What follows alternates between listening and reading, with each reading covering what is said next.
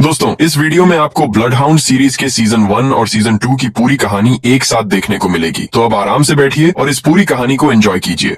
कहानी की शुरुआत में एक बस के अंदर अचानक एक शराबी आदमी हंगामा मचाने लगता है। वह गुस्से में ड्राइवर पर हमला करने की कोशिश करता है। तभी वहां बैठा एक लड़का तुरंत उठता है, उसे पकड़कर बस से नीचे उतार देता है और आराम से समझाता है कि वह पैदल अपने घर चला जाए। लेकिन शराबी को यह बात अपनी बेइज्जती लगती है। वह जोर जोर से चिल्लाते हुए लड़के पर मुक्के बरसाने लगता है। लड़का बिना घबराए उसके हर वार से बच जाता है और उल्टा उसे समझाता है कि कहीं खुद को ही चोट मत लगा लेना। कुछ देर बाद शराबी लड़खड़ाते हुए वहां से चला जाता है। बस के अंदर बैठे सभी लोग तालियां बजाकर उस लड़के की तारीफ करने लगते हैं। लड़का हल्की सी मुस्कान के साथ शर्माते हुए अपना सिर नीचे कर लेता है। उसका नाम जियोन यू है। वह एक बेहद टैलेंटेड बॉक्सर है। इतनी काबिलियत होने के बाद भी वह हर दिन जमकर प्रैक्टिस करता है। इसी मेहनत की वजह से वह अपने ज्यादातर मुकाबले आसानी से जीत जाता है। आज उसका मुकाबला यूजिन नाम के एक अनुभवी फाइटर से है। यूजिन को इस बात पर बहुत घमंड है कि वह एक मरीन रह चुका है और आज तक कभी नहीं हारा। लेकिन इस बार उसने जियोन यू को बहुत हल्के में ले लिया। मुकाबला शुरू होते ही जियोन यू ऐसा दिखाता है जैसे वह सिर्फ बचाव कर रहा हो। फिर मौका मिलते ही वह अपने बाएं हाथ से इतना जोरदार हुक मारता है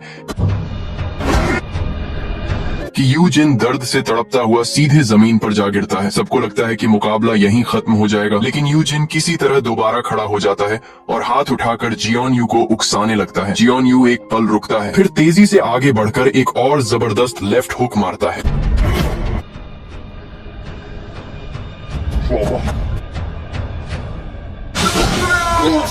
इस बार यूजिन पूरी तरह नॉकआउट हो जाता है। यहाँ तक कि कमेंटेटर भी उसका मजाक उड़ाने लगता है कि उसकी चाल उसी पर भारी पड़ गई। आखिर में जियोन यू आसानी से मैच जीत जाता है। मैच खत्म होने के बाद लॉकर रूम में यूजिन मायूस होकर कहता है कि उसने अपने मरीन साथियों की इज्जत मिट्टी में मिला दी। तभी कोच उसे दिलासा देता है, कुछ पैसे पकड़ाता है और कहता है कि जाकर अच्छा खाना खा लेना। यूजिन लंगड़ाता हुआ बाहर निकलता है, लेकिन दरवाजे पर जियोन यू उसका इंतजार कर रहा होता है। जियोन यू मुस्कुराकर उसे साथ में पोर्क बेली खाने चलने के लिए कहता है। पहले तो यूजिन मना कर देता है क्योंकि उसे लगता है कि जियोन यू उस पर तरस खा रहा है। लेकिन जियोन यू की सच्चाई देखकर उसका मन बदल जाता है। वह मजाक में कहता है कि फिर वाग्यू बीफ खाते हैं। आखिर मैच की प्राइज मनी पूरे 1 करोड़ वॉन यानी 10 मिलियन है। तब जियोन यू बताता है कि वह सिर्फ 50,000 ही खर्च करेगा, बाकी सारे पैसे वह अपनी माँ को देगा। महामारी की वजह से उनकी कॉफी शॉप का बिजनेस बुरी तरह ठप हो गया है और उन पर काफी कर्ज चढ़ चुका है। जियोन यू की यह बात सुनकर यूजिन भावुक हो जाता है और कहता है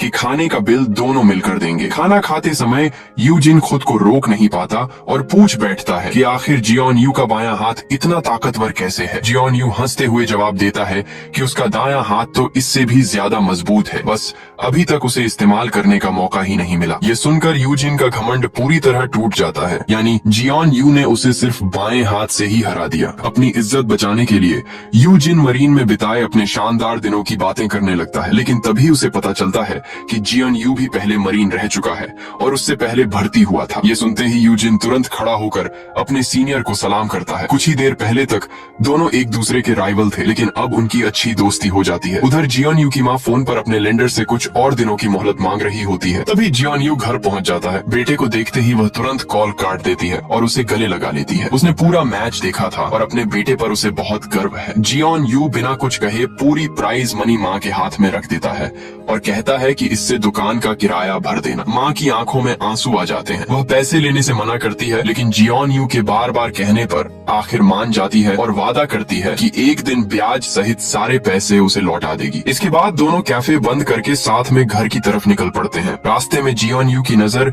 एक संदिग्ध कार पर पड़ती है, लेकिन वह उस पर ज्यादा ध्यान नहीं देता। असल में उस कार के अंदर मायोंग गिल बैठा होता है, जो एक लोन शार्क कंपनी का मालिक है। वह गलत तरीकों से पूरे इलाके पर कब्जा करना चाहता है और अपने आदमियों को इस काम में लगा देता है। अगले दिन उसकी सेल्स टीम इलाके की हर दुकान पर पहुंचती है। वे खुद को स्माइल कैपिटल का कर्मचारी बताते हैं और दावा करते हैं कि उनकी कंपनी सरकार के साथ मिलकर महामारी से परेशान छोटे कारोबारियों की मदद करती है। वे बैंक से भी कम ब्याज पर लोन देने और पुराने कर्ज चुकाने का लालच देते हैं। उनकी मीठी बातों में आकर कई दुकानदार कॉन्ट्रैक्ट पर साइन कर देते हैं। जियोन यू की माँ भी उनमें शामिल होती है, लेकिन किसी को पता पता नहीं होता कि उस कॉन्ट्रैक्ट में एक धोखेबाज शर्त छिपी हुई है। इसी दौरान शहर के बीचों बीच बनी एक ऊंची बिल्डिंग का कंस्ट्रक्शन महामारी की वजह से 2 बार रुक चुका था। बाद में कंपनी दिवालिया हो गई और अधूरी बिल्डिंग आसपास रहने वाले लोगों के लिए खतरा बन गई। सरकार के दखल के बाद लिल ग्रुप इस प्रोजेक्ट को खरीदने का फैसला करता है। चेयरमैन का बड़ा बेटा मिन बैंक से लोन की रकम कम करवाने की कोशिश करता है, लेकिन बात नहीं बनती। मेयर की तरफ से आया एक काउंसिलमैन भी मामला सुलझाने की कोशिश करता है, फिर भी कोई हल नहीं निकलता। तभी मेयोंग गिल वहां पहुंचता है और पूरे 100 बिलियन निवेश करने का प्रस्ताव देता है। बदले में वो बिल्डिंग की सबसे ऊपरी मंजिल पर कसिनो और बेसमेंट में बार बनवाने की मांग रखता है। बाद में मेयोंग गिल एक शानदार पार्टी रखता है ताकि काउंसिलमैन का धन्यवाद कर सके, जिसने उसे इतने बड़े प्रोजेक्ट में शामिल होने का मौका दिलाया। पार्टी के बीच काउंसिलमैन के पास मेयर का फोन आता है और वह बताता है कि कसिनो प्रोजेक्ट को आधिकारिक मंजूरी मिल गई है। यह खबर सुनते ही मेयोंग गिल खुश होकर उसे एक खास तोहफा देता है, पूरे 4 किलो सोने के कछुए। काउंसिलमैन खुशी खुशी वह डिब्बा पकड़ लेता है, लेकिन उसे जरा भी अंदाजा नहीं होता कि रिश्वत लेते हुए उसकी पूरी वीडियो पहले ही रिकॉर्ड हो चुकी है। अगले दिन जियोन बॉक्सिंग जिम पहुंचता है, लेकिन वहां ताला लगा होता है। कोच बताता है कि पिछली रात कई लोगों की कोविड-19 रिपोर्ट पॉजिटिव आई है, इसलिए जिम पूरे 1 हफ्ते तक बंद रहेगा। अब जियोन के पास कोई काम नहीं बचता, इसलिए वह यूजिन को फोन करके घूमने चलने के लिए कहता है। यूजिन अभी भी अपने अपार्टमेंट में सो रहा होता है। वह आलस में अपना एड्रेस मैसेज कर देता है और कहता है कि सीधे यहीं आ जाओ। जब जियोन अपार्टमेंट के पास पहुंचता है, तभी उसकी नजर एक काले कपड़े पहने इंसान पर पड़ती है, जो एक बेघर आदमी का पीछा कर रहा होता है। जियोन बिना देर किए उसकी मदद करने दौड़ पड़ता है, लेकिन जब तक वह वहां पहुंचता है, तब तक बेघर आदमी बुरी तरह घायल होकर जमीन पर गिर चुका होता है। खतरा महसूस होते ही हमला करने वाला भागने लगता है और अचानक पीछे से स्टन बैटन से जियोन पर हमला कर देता है। थोड़ी देर बात करने पर जियोन को पता चलता है कि हमला करने वाली एक लड़की है, जिसका नाम हायोन जू है। वह बताती है कि वह बेघर आदमी असल में एक ठग है और जियोन को समझाती है कि इस मामले से दूर ही रहो। इतना कहकर वह तुरंत वहां से निकल जाती है और पास की एक बुक स्टोर की तरफ चली जाती है। वह सीधे बुक स्टोर पहुंचती है, जहां उसके दादाजी मिस्टर चोई एक महिला से मिल रहे होते हैं। वह महिला उनका पूरा उधार चुका देती है और दिल से उनका शुक्रिया अदा करती है, क्योंकि उन्होंने उसकी बेटी की जान बचाने में मदद की थी। तभी पता चलता है कि मिस्टर चोई एक अलग तरह के लेंडर हैं। जो लोग इलाज के लिए पैसों की परेशानी में होते हैं, उन्हें वह बिना किसी ब्याज के लोन देते हैं। हियोन जू उन्हें समझाती है कि उन्हें ऐसा करना बंद कर देना चाहिए, लेकिन मिस्टर चोई मुस्कुराकर कहते हैं कि किसी टूटते हुए परिवार को बचाने से बड़ा फायदा दुनिया में कोई नहीं होता। इसके बाद हियोन जू बताती है कि एक स्कैम गैंग बेघर लोगों के आइडेंटिटी कार्ड चुराकर उनके नाम पर लोन निकाल रही है। वह इस पूरे मामले की जांच करना चाहती है। मिस्टर चोई को डर होता है कि कहीं वह बिना सोचे समझे किसी मुसीबत में न पड़ जाए, इसलिए वह अपने पुराने जूनियर को फोन करते हैं और कहते हैं कि हियोन जू की सुरक्षा के लिए किसी भरोसेमंद बॉडीगार्ड का इंतजाम किया जाए, लेकिन इस तरह कि उसे खुद भी इसका पता न चले। उधर उसी दिन स्माइल कैपिटल का सेल्स मैनेजर जून फिर से जियोन की मां के कैफे में पहुंचता है। वह कहता है कि कॉन्ट्रैक्ट पर साइन किए 24 घंटे पूरे होने से पहले उन्हें लोन की रकम का 10% एक्सटेंशन फी देना होगा। अब तक ब्याज बढ़कर पूरे 40 मिलियन हो चुका है। ये सुनते ही जियोन की मां समझ जाती है कि उसके साथ धोखा हुआ है। वह गुस्से में पुलिस बुलाने की धमकी देती है। जून बिना कुछ बोले वहां से निकल जाता है और बाहर आते ही अपने आदमियों को कैफे के अंदर घुसकर सब कुछ तोड़ने का आदेश दे देता है। मां का परेशान करने वाला फोन मिलते ही जियोन तुरंत वहां पहुंचता है, लेकिन तब तक कैफे पूरी तरह बर्बाद हो चुका होता है और उसकी मां को सबके सामने बेइज्जत किया जा रहा होता है। यह देखते ही जियोन का गुस्सा फूट पड़ता है। वह अपनी बॉक्सिंग स्किल्स का इस्तेमाल करके कई गुंडों को एक एक करके गिरा देता है। जब उसे यकीन हो जाता है कि उसकी मां सुरक्षित है, तब वह जून का कॉलर पकड़कर चिल्लाता है, तुम्हारी हिम्मत कैसे हुई हमारी दुकान के साथ ऐसा करने की। उसी समय मेयोंग गिल वहां आ जाता है और कहता है कि पहले अपनी मां का लोन चुका दो, लेकिन जियोन भी पीछे नहीं हटता। वह कहता है कि पहले तुम हमारी दुकान का नुकसान भरो। मेयोंग गिल बस हल्का सा मुस्कुराता है और अपने सबसे खतरनाक आदमी कांग को आगे भेज देता है। कांग एक बेहद ताकतवर फाइटर है, उसकी आंखों में जरा भी रहम नहीं दिखता। जियोन लगातार उस पर मुक्के बरसाता है, लेकिन उसे जैसे कोई दर्द ही नहीं होता। अगले ही पल कांग सिर्फ एक मुक्के में जियोन को जमीन पर गिरा देता है। आखिर में जियोन पूरी तरह घायल होकर वहीं गिर जाता है और दोबारा खड़ा भी नहीं हो पाता। मेयोंग गिल को जियोन की हिम्मत पसंद आती है। वह उसे अपने साथ काम करने का ऑफर देता है, लेकिन सबको हैरान स्नान करते हुए जियोन यू उसके चेहरे पर थूक देता है। ये देखकर म्योंग गिल आग बबूला हो जाता है और चाकू से जियोन यू के चेहरे पर गहरा वार कर देता है। उसके चेहरे पर हमेशा के लिए एक बड़ा निशान बन जाता है। कुछ देर बाद जियोन यू को इमरजेंसी में हॉस्पिटल ले जाया जाता है। उसकी माँ उसकी हालत देखकर बहुत परेशान हो जाती है और खुद को ही इसका जिम्मेदार मानने लगती है। डॉक्टर कहते हैं कि अगर प्लास्टिक सर्जरी करवा दी जाए तो चेहरे का निशान कम हो सकता है, लेकिन जियोन यू इलाज से मना कर देता है क्योंकि उसका खर्च बहुत ज्यादा है। तभी यूजीन वहाँ पहुँचता है। दोस्त के चेहरे की हालत देखकर उसका खून खौल उठता है। वह जियोन यू से पुलिस में शिकायत करने के लिए कहता है, लेकिन जियोन यू साफ मना कर देता है क्योंकि म्योंग गिल ने धमकी दी है कि अगर उसने पुलिस की मदद ली तो उसकी माँ को जान से मार दिया जाएगा। इसके बाद दोनों लोन कॉन्ट्रैक्ट ध्यान से पढ़ते हैं। तब उन्हें पता चलता है कि एक्सटेंशन फी वाली शर्त बहुत छोटे अक्षरों में लिखी गई थी, जिसे कोई भी आसानी से पढ़ ही नहीं सकता। साफ पता चलता है कि यह पूरा स्कैम है। हालत और भी खराब तब हो जाती है जब उन्हें मालूम चलता है कि ब्याज बढ़कर पूरे 100 मिलियन तक पहुंच चुका है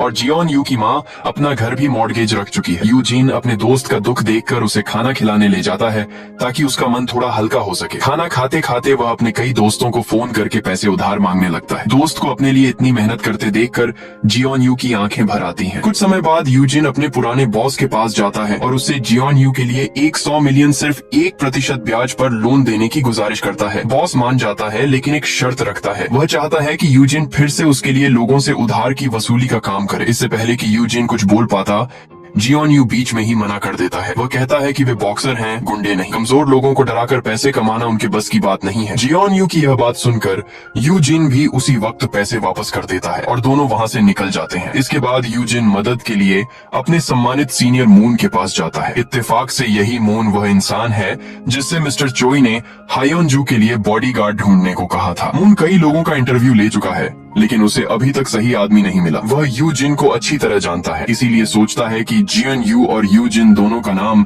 मिस्टर चोई को खुद रिकमेंड करेगा। यूजिन उसे बताता है कि उसने फोन इसलिए किया था क्योंकि उसे जियोन यू के लिए लोन चाहिए, लेकिन मून फिर भी उसे मिस्टर चोई से मिलने की सलाह देता है। वह कहता है कि मिस्टर चोई सिर्फ अमीर ही नहीं है, उनका दिल भी बहुत बड़ा है और वह लोगों का दर्द अच्छी तरह समझते हैं। थोड़ी देर बाद मिस्टर चोई के पास जियोन यू की प्रोफाइल पहुंचती है। उसकी मजबूत बॉडी देखकर ही वह समझ जाते हैं कि यह लड़का कितना मेहनती और ईमानदार होगा। तभी उनके ड्राइवर मिस्टर ओ यूजिन की फाइल भी उन्हें देते हैं और दोनों को साथ में रखने की सलाह देते हैं। इसके बाद दोनों लड़के एक सुशी रेस्टोरेंट पहुंचते हैं, लेकिन वहां मालिक सिर्फ जियोन यू को अंदर बुलाता है। मिस्टर चॉय जियोन यू के चेहरे पर बने ताजा घाव देखते हैं और प्यार से पूछते हैं कि यह सब कैसे हुआ। जियोन यू पूरी बात बता देता है कि कुछ लोन शार्क उसकी माँ के कैफे में तोड़फोड़ करने आए थे और उसी दौरान यह सब हुआ। तब मिस्टर चॉय बताते हैं कि पहले वह भी लोन शार्क हुआ करते थे, लेकिन अब वह यह काम छोड़ चुके हैं। अब वह उन लोगों को बिना ब्याज का लोन देते हैं जो इलाज का खर्च नहीं उठा सकते। वह यह भी बताते हैं कि उन्होंने जियोन यू के बारे में पहले से पूरी जानकारी निकाल ली थी। इतनी मुश्किलों के बाद भी जियोन यू ने अपनी अच्छाई नहीं छोड़ी। यही बात उन्हें सबसे ज्यादा पसंद आई, इसीलिए वह चाहते हैं कि जियोन यू उनके परिवार की सुरक्षा की जिम्मेदारी संभाले। जैसे ही जियोन यू को पता चलता है कि उसे लोगों से पैसे वसूलने का नहीं बल्कि बॉडीगार्ड बनने का काम मिलेगा, उसके चेहरे पर मुस्कान आ जाती है और वह तुरंत यह ऑफर स्वीकार कर लेता है। वह दौड़कर यूजिन के पास जाता है और उसे ये खुशखबरी सुनाता है। यूजिन भी अपने दोस्त के लिए दिल से खुश हो जाता है। उस रात दोनों जियोन यू के घर लौटते हैं, जहां उसकी माँ अपने हाथों से उनके लिए खाना बनाती है। थोड़ी देर बाद दरवाजे पर दस्तक होती है। बाहर मिस्टर चोई के ड्राइवर मिस्टर ओ खड़े होते हैं। वह जियोन यू को एक बैग देते हैं जिसके अंदर पूरे 100 मिलियन रखे होते हैं। पता चलता है कि मिस्टर चोई ने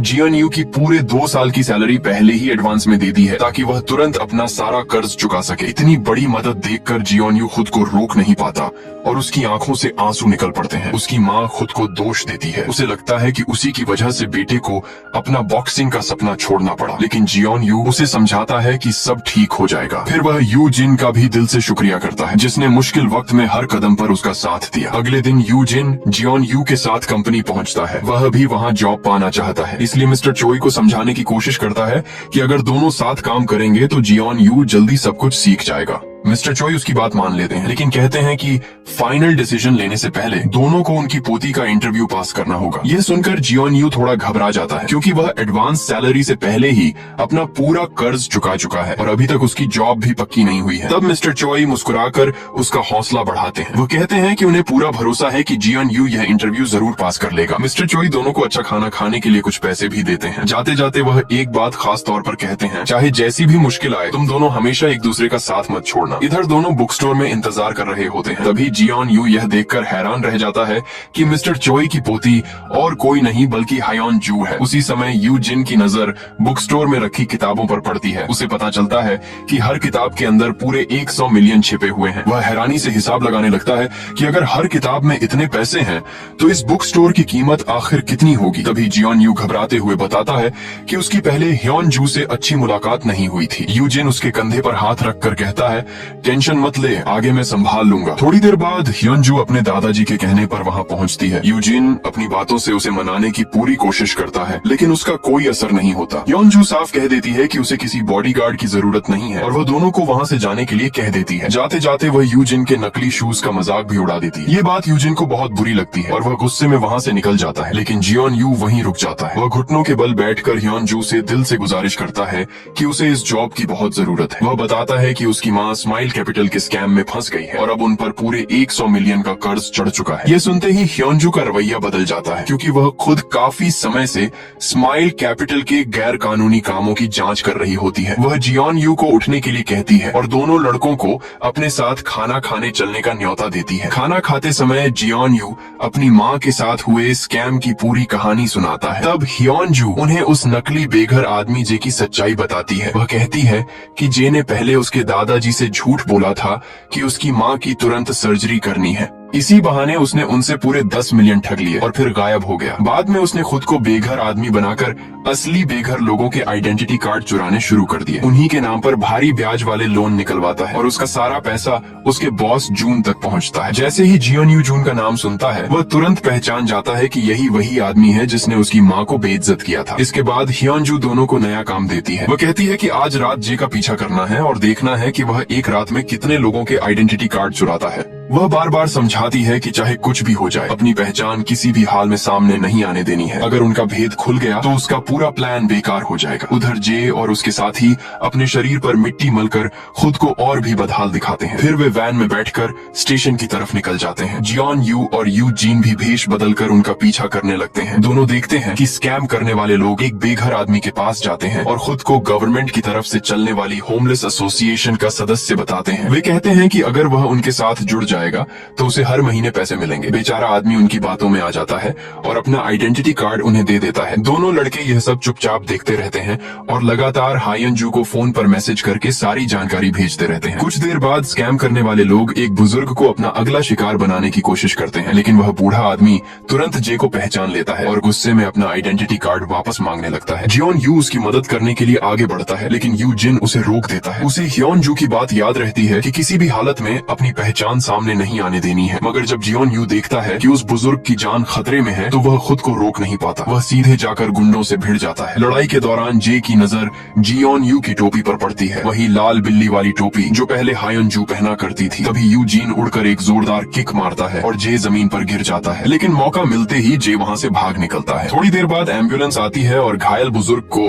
हॉस्पिटल ले जाती है। जब हायन जू को पूरी घटना का पता चलता है तो वह बहुत गुस्सा हो जाती है। वह दोनों पर उसका पूरा प्लान खराब करने का आरोप लगाती है। यूजिन अपनी सफाई देने की कोशिश करता है, लेकिन ह्योन जू उसकी एक नहीं सुनती। दोनों के बीच जोरदार बहस हो जाती है। आखिर में वह गुस्से में कह देती है कि अब वह दोनों के साथ काम नहीं करेगी और उन्हें तुरंत वहाँ से जाने को कह देती है। तभी जियोन यू आगे आता है। वह अपने चेहरे का गहरा निशान दिखाते हुए कहता है, अगर मैं किसी इंसान को अपनी आंखों के सामने मरता देखता रहता और उसकी मदद नहीं करता तो मैं भी उन लोगों जैसा ही होता। इसके बाद वह वादा करता है कि मिस्टर चोई का एक एक पैसा ईमानदारी से वापस करेगा। जियोन यू की यह बात हायन जू के दिल को छू जाती है। बाद में हायन जू उन्हें मैसेज भेजकर माफी मांगती है और अगले दिन फिर से काम पर आने के लिए कहती है। ये मैसेज पढ़ते ही दोनों दोस्त खुशी से उछल पड़ते हैं। उधर जेजून को बताता है कि कोई काफी समय से उनका पीछा कर रहा है। वह यह भी कहता है कि एक लड़का लाल बिल्ली वाली टोपी पहनकर उससे उधार वसूलने आया था और जिसने उस पर हमला किया था उसने भी वही टोपी पहनी हुई थी। ये सुनते ही जून समझ जाता है कि इन सबके पीछे जरूर मिस्टर चोई का हाथ है। अगले दिन हायन जू दोनों लड़कों से मिलती है और आगे की स्ट्रेटेजी बताती है। उसका प्लान है कि लोन शार्क जिन लोगों के पैसे जे चुरा कर ले गया वह उन्हें वापस दिलाएगी और बदले में सिर्फ 2% कमीशन लेगी ताकि उसके दादाजी का नुकसान भी पूरा हो सके। लेकिन जियोन यू को चिंता होती है कि इस सब का सबसे ज्यादा नुकसान छोटे दुकानदारों को होगा। उसी समय हियोन जू देखती है कि जे और जून सीधे बुक स्टोर की तरफ आ रहे हैं। वह तुरंत सारी लाइट्स बंद कर देती है और दरवाजा लॉक कर देती है ताकि किसी को पता न चले कि वे अंदर मौजूद है। लेकिन तेज नजर वाला जून कुछ गड़बड़ महसूस कर लेता है। उसे बुक स्टोर का शटर आसपास की बाकी दुकानों से अलग दिखाई देता है। वहाँ से जाते जाते वह सीधे सिक्योरिटी कैमरा की तरफ घूरता है, जैसे बिना कुछ बोले ही धमकी दे रहा हो। उनके जाने के बाद तीनों बैठकर सोचते हैं कि दुश्मनों को उनके बारे में कैसे पता चला। जियोन यू को याद आता है कि शायद उसकी लाल टोपी देखकर उन्होंने उसे पहचान लिया होगा, क्योंकि वही टोपी उसे भी अच्छी तरह याद थी। इतने में मिस्टर चोई तेजी से बुक स्टोर लौटते हैं और पूछते हैं कि आखिर यहाँ क्या हुआ था। हियोन जू सच सच बता देती है कि वह जे के अपराधों के सबूत इकट्ठा करने की कोशिश कर रही थी, लेकिन खुद ही पकड़ी गई। ये सुनकर मिस्टर चोई बहुत निराश होते हैं। वह कहते हैं कि उन्होंने पहले भी उसे खतरे से दूर रहने को कहा था, लेकिन वह फिर भी अपनी जान जोखिम में डालती रहती है। हियोन जू तुरंत अपनी बात समझाने लगती है। वह जियोन यू से चेहरे की पट्टी हटाने के लिए भी कहती है। फिर वह दादाजी से कहती है कि अगर इस पूरे क्राइम गैंग को नहीं रोका गया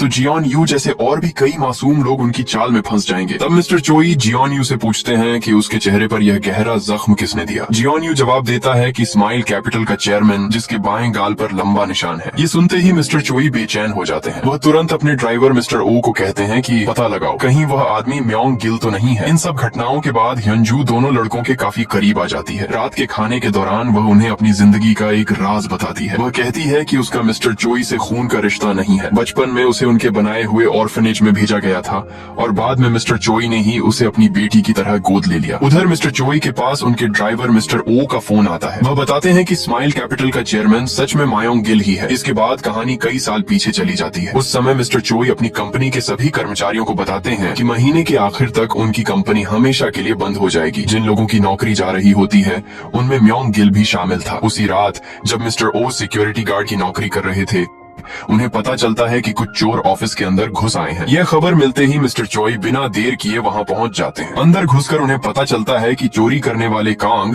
और एक प्रोफेशनल ताला खोलने वाला आदमी है। दोनों मिलकर लॉकर खोल लेते हैं। उसके अंदर रखी सोने की ईंटें और अरबों की प्रॉमिसरी नोट्स देखकर उनकी खुशी का ठिकाना नहीं रहता। वे जल्दी जल्दी सारा सामान अपने बैग में भरने लगते हैं, लेकिन तभी मिस्टर चोई वहां पहुंच जाते हैं और उन्हें रंगे हाथों पकड़ लेते हैं। अपनी जबरदस्त फाइटिंग स्किल्स की मदद से वह दोनों को आसानी से काबू में कर लेते हैं, मगर उन्हें पता ही नहीं चलता कि कमरे में एक तीसरा आदमी भी छिपा हुआ है। वह कोई और नहीं बल्कि म्योंग गिल होता है। म्योंग गिल पीछे से अचानक हमला करता है और चाकू मारकर मिस्टर चोई को खत्म करने की कोशिश करता है, लेकिन मिस्टर चोई भी हार मानने वालों में से नहीं थे। वह पलटकर ऐसा वार करते हैं कि म्योंग गिल के चेहरे पर हमेशा के लिए एक गहरा निशान पड़ जाता है। तभी कांग को होश आ जाता है। वह बड़ी बेरहमी से मिस्टर चोई को पीटता है और फिर उन्हें खिड़की से नीचे फेंक देता है। इसके बाद तीनों पूरा पैसा लेकर वहां से निकल जाते हैं और जाते जाते पूरे ऑफिस में आग लगा देते हैं ताकि उनके खिलाफ कोई सबूत न बचे। लेकिन वहां से निकलते समय कांग अचानक चौंक जाता है, क्योंकि नीचे मिस्टर चोई की लाश कहीं दिखाई नहीं देती। अब तक की कहानी से इतना तो साफ है कि शायद मिस्टर ओ ने उनकी जान बचा ली थी, लेकिन उस हादसे के बाद मिस्टर चोई हमेशा के लिए चलने फिरने में लाचार हो गए। कहानी फिर से वर्तमान में लौट आती है। मिस्टर चोई हायन जू से कहते हैं कि अब उसे इस मामले की ओर गहराई में नहीं जाना चाहिए, क्योंकि जिन लोगों के पीछे वह पड़ी है वे बहुत खतरनाक हैं। वह कहते हैं कि अब उनकी उम्र काफी हो चुकी है और वह चाहते हैं कि अपने बचे हुए समय में हियोन जू को वह सब कुछ सिखा दें जो उन्होंने अपनी पूरी जिंदगी में सीखा है। उधर म्योंग गिल को खबर मिलती है कि उसके बार में एक बिना बुलाया मेहमान आया है। वह कोई और नहीं बल्कि मिन होता है। पिछली मुलाकात में म्योंग गिल ने उसकी माँ का अपमान किया था और वही बात अब तक उसके दिल में चुभ रही होती है। इस बार मिन अपने कजन योंग को भी साथ लाया है, जो पुलिस ऑफिसर है। काफी देर तक साथ में शराब पीने के बाद योंग अपनी हथकड़ी निकालकर टेबल पर रख देता है। फिर वह म्योंग गिल को साफ चेतावनी देता है कि आगे से उसके कजन से दूर रहे। म्योंग गिल चुपचाप उसकी बात सुनता रहता है, क्योंकि वह जानता है कि पुलिस से उलझना समझदारी नहीं होगी। लेकिन मिन यही नहीं रुकता। वह म्योंग गिल के बिल्कुल पास जाकर कहता है, अगर दोबारा मेरे परिवार की तरफ आंख उठाकर भी देखा तो जिंदा नहीं बचेगा। इतना ही नहीं, वह म्योंग गिल के चेहरे पर बने निशान का भी मजाक उड़ाता है। म्योंग गिल ऊपर से मुस्कुराता जरूर है, लेकिन अंदर ही अंदर गुस्से से जल रहा होता है। उसी समय वह मन ही मन फैसला कर लेता है कि मिन को इसकी बहुत बड़ी कीमत चुकानी पड़ेगी। इसके बाद म्योंग गिल अपने आदमी जांडो को बुलाकर कहता है कि मिन के खिलाफ ऐसा खतरनाक मामला तैयार करो जिससे उसकी पूरी जिंदगी बर्बाद हो जाए। अगले दिन मिन आराम से अपनी कार लेकर कार वॉश पर पहुंचता है। जैसे ही वह अंदर जाता है, अचानक शटर नीचे गिर जाता है और वह अंदर ही फंस जाता है। अगले ही पल काले कपड़े पहने कई गुंडे उस पर टूट पड़ते हैं और बेरहमी से उसकी पिटाई शुरू कर देते हैं। तभी जांडो आगे आता है, मिन के चेहरे पर जोरदार थप्पड़ मारता है और कहता है कि अगर उसने मयोंग गिल की इज्जत की होती तो आज यह दिन कभी नहीं देखना पड़ता। मिन डर के मारे घुटनों पर बैठ जाता है और अपनी जान की भीख मांगने लगता है। तभी जांडो उसे अपने सारे कपड़े उतारने का आदेश देता है। मिन साफ मना कर देता है तो वे लोग जबरदस्ती उसके मुंह में पेट्रोल से भरी बाल्टी उड़ेल देते हैं। अपनी जान बचाने के लिए आखिर में मिन कैमरे के सामने खुद ही अपने कपड़े उतार देता है। जब मयोंग गिल ये वीडियो देखता है तो जोर जोर से हंसने लगता है और मिन की बेइज्जती का पूरा मजा लेता है। उसी दिन बाद में मयोंग गिल कांग को एक कंटेनर के पास लेकर जाता है जो सोने की ईंटों से भरा होता है। वह कहता है अगर कभी हमारा धंधा डूब भी गया तो हम ये सारा सोना लेकर वियतनाम चले जाएंगे। इतना सोना वहाँ पूरी जिंदगी राजा बनकर रहने के लिए काफी है। ये सुनकर कांग बहुत भावुक हो जाता है। उसे एहसास होता है कि मयोंग गिल उस पर कितना भरोसा करता है। उधर यू जिन अपने दोस्तों को लेकर अपने पसंदीदा रेस्टोरेंट पहुंचता है, लेकिन वहाँ का हाल देखकर सब हैरान रह जाते हैं। रेस्टोरेंट की मालकिन रो रही होती है। वह बताती है कि लोन देने वाले लोग लगातार पैसे वापस मांग रहे हैं। यूजिन तुरंत अपने पुराने बॉस को फोन करता है। तब उसे पता चलता है कि नकली बेघर लोगों वाले गिरोह ने उसके बॉस के साथ भी धोखा किया और उससे पूरे 500 मिलियन की ठगी कर ली। अब मजबूरी में उसे छोटे दुकानदारों से कर्ज वसूलना पड़ रहा है। ह्योन-जू को तुरंत शक हो जाता है कि इसके पीछे फिर से जेही का हाथ है, इसलिए वह फैसला करती है कि इस बार उसे हर हाल में पकड़कर पीड़ित लोगों को इंसाफ दिलाएगी। रात होते ही तीनों उस गैंग के ठिकाने के पास छिपकर निगरानी करने पहुंच जाते हैं, लेकिन इस बार जे पहले से ज्यादा सावधान होता है। उसे एहसास हो जाता है कि कोई उसका पीछा कर रहा है। वह पहले अपने बॉस जून को फोन करता है और फिर चालाकी से उन्हें एक तय जगह की तरफ ले जाता है। जियोन यू और यू जिन पहले की तरह चुपचाप उसके पीछे जाते हैं। तभी जे जोर से चिल्लाकर कहता है मुझे पता है तुम लोग यहीं हो, अब छिपने का कोई फायदा नहीं, सामने आ जाओ। उधर बाहर ह्योन-जू देखती है कि बहुत सारे गुंडे हथियार लेकर अंडरग्राउंड टनल की तरफ भाग रहे हैं। वह तुरंत अपने दादाजी को फोन करके सारी बात बता देती है। घबराए हुए मिस्टर चोई फौरन अपने सबसे भरोसेमंद आदमी ली को मदद के लिए भेजते हैं। टनल के अंदर गुंडे चारों तरफ से दोनों लड़कों को घेर लेते हैं। जियोन यू अपना मास्क उतार देता है और लड़ाई के लिए तैयार हो जाता है। जून उसे पहचान लेता है और तुरंत अपने आदमियों को जियोन यू की माँ का पता लगाने का आदेश देता है। इसके बाद जबरदस्त फाइट शुरू हो जाती है। जियोन यू और यू जिन पूरी ताकत से मुकाबला करते हैं, लेकिन उनके खाली हाथ दुश्मनों के लोहे के बैट के सामने कमजोर पड़ने लगते हैं। तभी ह्योन-जू पीछे से पहुंच जाती है। वह अपने बेटॉन और टेजर की मदद से कई गुंडों को पल भर में गिरा देती है। तीनों मिलकर सभी बदमाशों को हराते हैं और वहां से निकलने में कामयाब हो जाते हैं। लेकिन इसी बीच जून के आदमी जियोन यू के घर पहुंच जाते हैं और उसकी माँ का अपहरण कर लेते हैं। जैसे ही वे उसे लेकर जाने वाले होते हैं, अचानक एक मास्क पहना आदमी उनके सामने आ जाता है और एक गुंडे को वहीं ढेर कर देता है। ये सुशी रेस्टोरेंट का मालिक ह्वांग होता है, जिसे जियोन यू की मां की सुरक्षा के लिए भेजा गया था। हालात बिगड़ते देखकर जे अपनी बंधक को सड़क पर धक्का देकर खुद भागने लगता है, लेकिन अब बहुत देर हो चुकी होती है। ह्वांग उसके अखिलीज टेंडन पर ऐसा वार करता है कि वह दोबारा कभी ठीक से भाग नहीं सकता। दूसरी तरफ ली पूरी तैयारी के साथ अंडरग्राउंड टनल पहुंचता है, लेकिन तब तक लड़ाई खत्म हो चुकी होती है। एक गुंडा उसकी पहचान पूछने की कोशिश करता है, मगर ली एक ही पल में उसे जमीन पर गिरा देता है। इसके बाद उसकी मुलाकात अपने पुराने साथी ह्वांग से होती है। दोनों कभी मिस्टर चोई के सबसे भरोसेमंद आदमी हुआ करते थे। उधर बुक स्टोर में जियोन यू और बाकी लोग अपने जख्मों का इलाज कर रहे होते हैं। तभी जियोन यू की माँ का फोन आता है। वह बताती है कि वह इस समय मिस्टर चोई के घर पर सुरक्षित है। तीनों तुरंत वहाँ पहुँचते हैं, लेकिन मिस्टर चोई इस बार बहुत गुस्से में होते हैं। वह उन्हें बिना बताए इतना बड़ा कदम उठाने के लिए डांटते हैं और साफ कहते हैं कि अब से इस मामले को बड़े लोग संभालेंगे। उन्हें दोबारा अपनी जान खतरे में नहीं डालनी चाहिए। अगले दिन मयोंग गिल हॉस्पिटल में अपने घायल आदमियों से मिलने जाता है। वे बताते हैं कि हमला करने वाला आदमी सुशी नाइफ चलाने में माहिर था। ये सुनते ही मयोंग गिल का चेहरा गंभीर हो जाता है। वह अपने 3 सबसे भरोसेमंद लोगों को बुलाकर बताता है कि कभी मिस्टर चोई के पास 5 ऐसे खतरनाक नाइफ फाइटर्स थे जो एक ही दिन में पूरे गैंग का सफाया कर सकते थे। जब उसने मिस्टर चोई को हटाया था, तब उसने कांग को उन 5 को मारने का आदेश दिया था, लेकिन उनमें से सिर्फ ह्वांग और ली ही जिंदा बचे। आज भी मयोंग गिल इन दोनों से डरता है, फिर भी उसे भरोसा है कि इस बार उसके आदमी उन्हें खत्म करके मिस्टर चोई के पूरे 50 बिलियन अपने कब्जे में ले लेंगे। उधर मिस्टर चोई अपनी टीम के साथ अगला प्लान बना रहे होते हैं। उन्हें पता है कि जांडो पहले पुलिस में था, इसलिए उसे पुलिस के काम करने का पूरा तरीका मालूम है। इसी वजह से मयोंग गिल हर बार जांच से बच निकलता है। काफी सोच विचार के बाद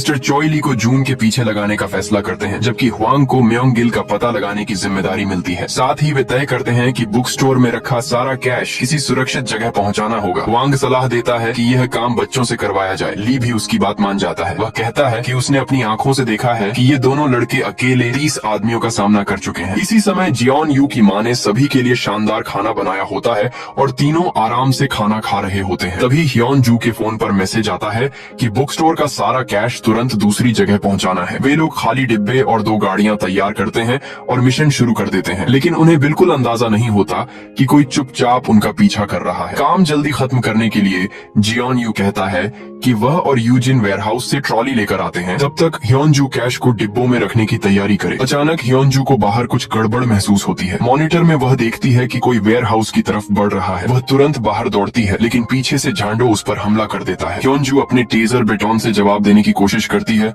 मगर जांडो ज्यादा ताकतवर साबित होता है और उसे बेहोश कर देता है। उधर कांग वेयरहाउस में घुसते ही दोनों लड़कों पर हमला कर देता है। जबरदस्त फाइट शुरू हो जाती है। 2 शानदार बॉक्सर्स के सामने कांग खुद बुरी तरह घायल हो जाता है। पुरानी बेइज्जती याद आते ही जियोन यू का गुस्सा फूट पड़ता है।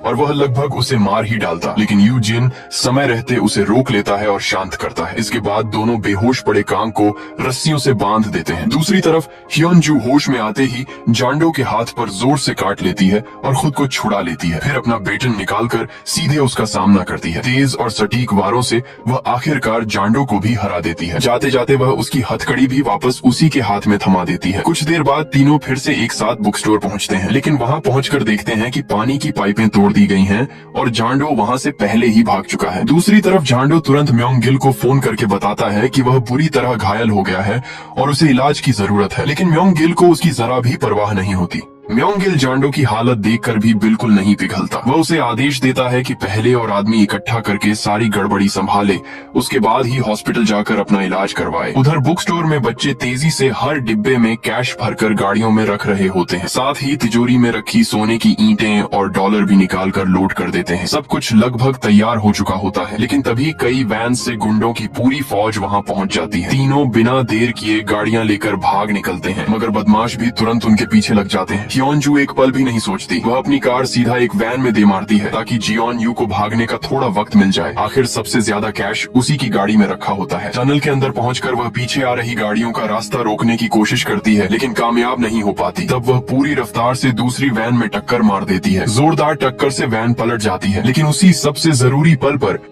उसकी स्पोर्ट्स कार अचानक बंद हो जाती है। अब उनके पास कार छोड़कर भागने के अलावा कोई रास्ता नहीं बचता। दोनों भारी भारी बैग उठाकर दौड़ने लगते हैं, जिनमें सोने की ईंटें भरी होती हैं। ये देखकर जियोन यू तुरंत अपनी गाड़ी से कैश के कुछ डिब्बे बाहर फेंक देता है ताकि उनके लिए जगह बन सके, लेकिन गुंडे जंगली जानवरों की तरह उनकी तरफ दौड़ पड़ते हैं। मजबूरी में ह्योन जू और यूजिन अपने बैग छोड़ देते हैं और पूरी ताकत से जियोन यू की कार तक भागते हैं। अच्छी बात यह रहती है कि आखिरकार तीनों उनका पीछा छुड़ाने में सफल हो जाते हैं। कुछ देर बाद हुआंग को खबर मिलती है कि म्योंग गिल के आदमियों ने बच्चों पर हमला कर दिया था। अफसोस की बात यह होती है कि तिजोरी का सारा पैसा उनके हाथ से निकल गया, लेकिन मिस्टर चोई को पैसों की बिल्कुल चिंता नहीं होती। उन्हें सिर्फ यही फिक्र रहती है कि कहीं बच्चों को चोट तो नहीं लगी। जब तीनों सही सलामत घर लौट आते हैं, तभी जाकर वे राहत की सांस लेते हैं। दूसरी तरफ वेयरहाउस में बंधा हुआ कांग किसी तरह खुद को छुड़ा लेता है और इलाज करवाने के लिए म्योंग गिल के प्राइवेट हॉस्पिटल पहुंच जाता है। ली चुपचाप उसका पीछा करता है और हॉस्पिटल की सही लोकेशन पता लगा लेता है। अगले दिन मिस्टर चोई जियोन यू से अकेले में मिलते हैं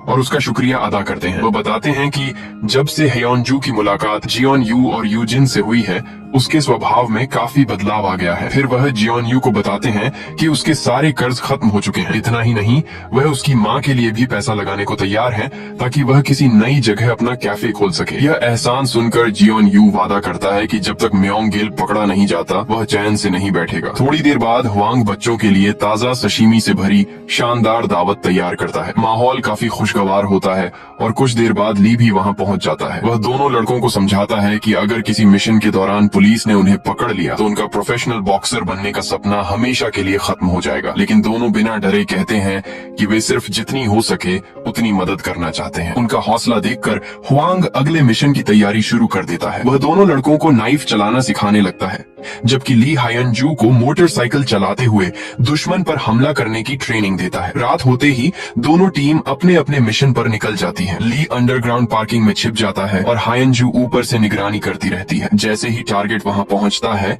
वह तुरंत इशारा करती है। ली अपनी मोटरसाइकिल पूरी रफ्तार से दौड़ाता है और जून के गले पर वार कर देता है। हमला करने के बाद वह निकलने ही वाला होता है कि तभी चारों तरफ से गुंडे उसे घेर लेते हैं। सबसे मुश्किल वक्त पर हायनजू वहां पहुंच जाती है और दोनों मिलकर जोरदार पलटवार करते हैं। उधर हुआंग, जियोन यू और यू जिन म्योंग गिल के प्राइवेट हॉस्पिटल में घुस जाते हैं। वे देखते हैं कि जांडो लिफ्ट में जा रहा है। तीनों सीढ़ियों से तेजी से ऊपर पहुंचते हैं और किसी को संभलने का मौका दिए बिना हमला कर देते हैं। एक गुंडे को कुछ गड़बड़ महसूस होती है, लेकिन यू जिन पल भर में उसे बेहोश कर देता है। दूसरी तरफ जांडो भी लड़ते हुए भागने की कोशिश करता है, मगर हुआंग पहले उसके पेट में जोरदार किक मारता है और फिर एक भारी पंच से उसे बेहोश कर देता है। जैसे ही मिस्टर चोई को पता चलता है कि जांडो पकड़ लिया गया है, वह तुरंत वहां के लिए निकल पड़ते हैं। रास्ते में वह हुआंग को फोन करके कहते हैं कि बच्चों को भी वहीं रहने दो ताकि वे पूरी पूछताछ अपनी आंखों से देख सकें। पूछताछ शुरू होते ही हालात इतने डरावने हो जाते हैं कि ह्योन-जू खुद को संभाल नहीं पाती। वह बाहर भागती है और उल्टी करने लगती है। तभी मिस्टर चोई वहां पहुंचते हैं। वह बच्चों से कहते हैं कि उनके पास ज्यादा समय नहीं है, इसलिए उन्हें म्योंग गिल से लड़ने का तरीका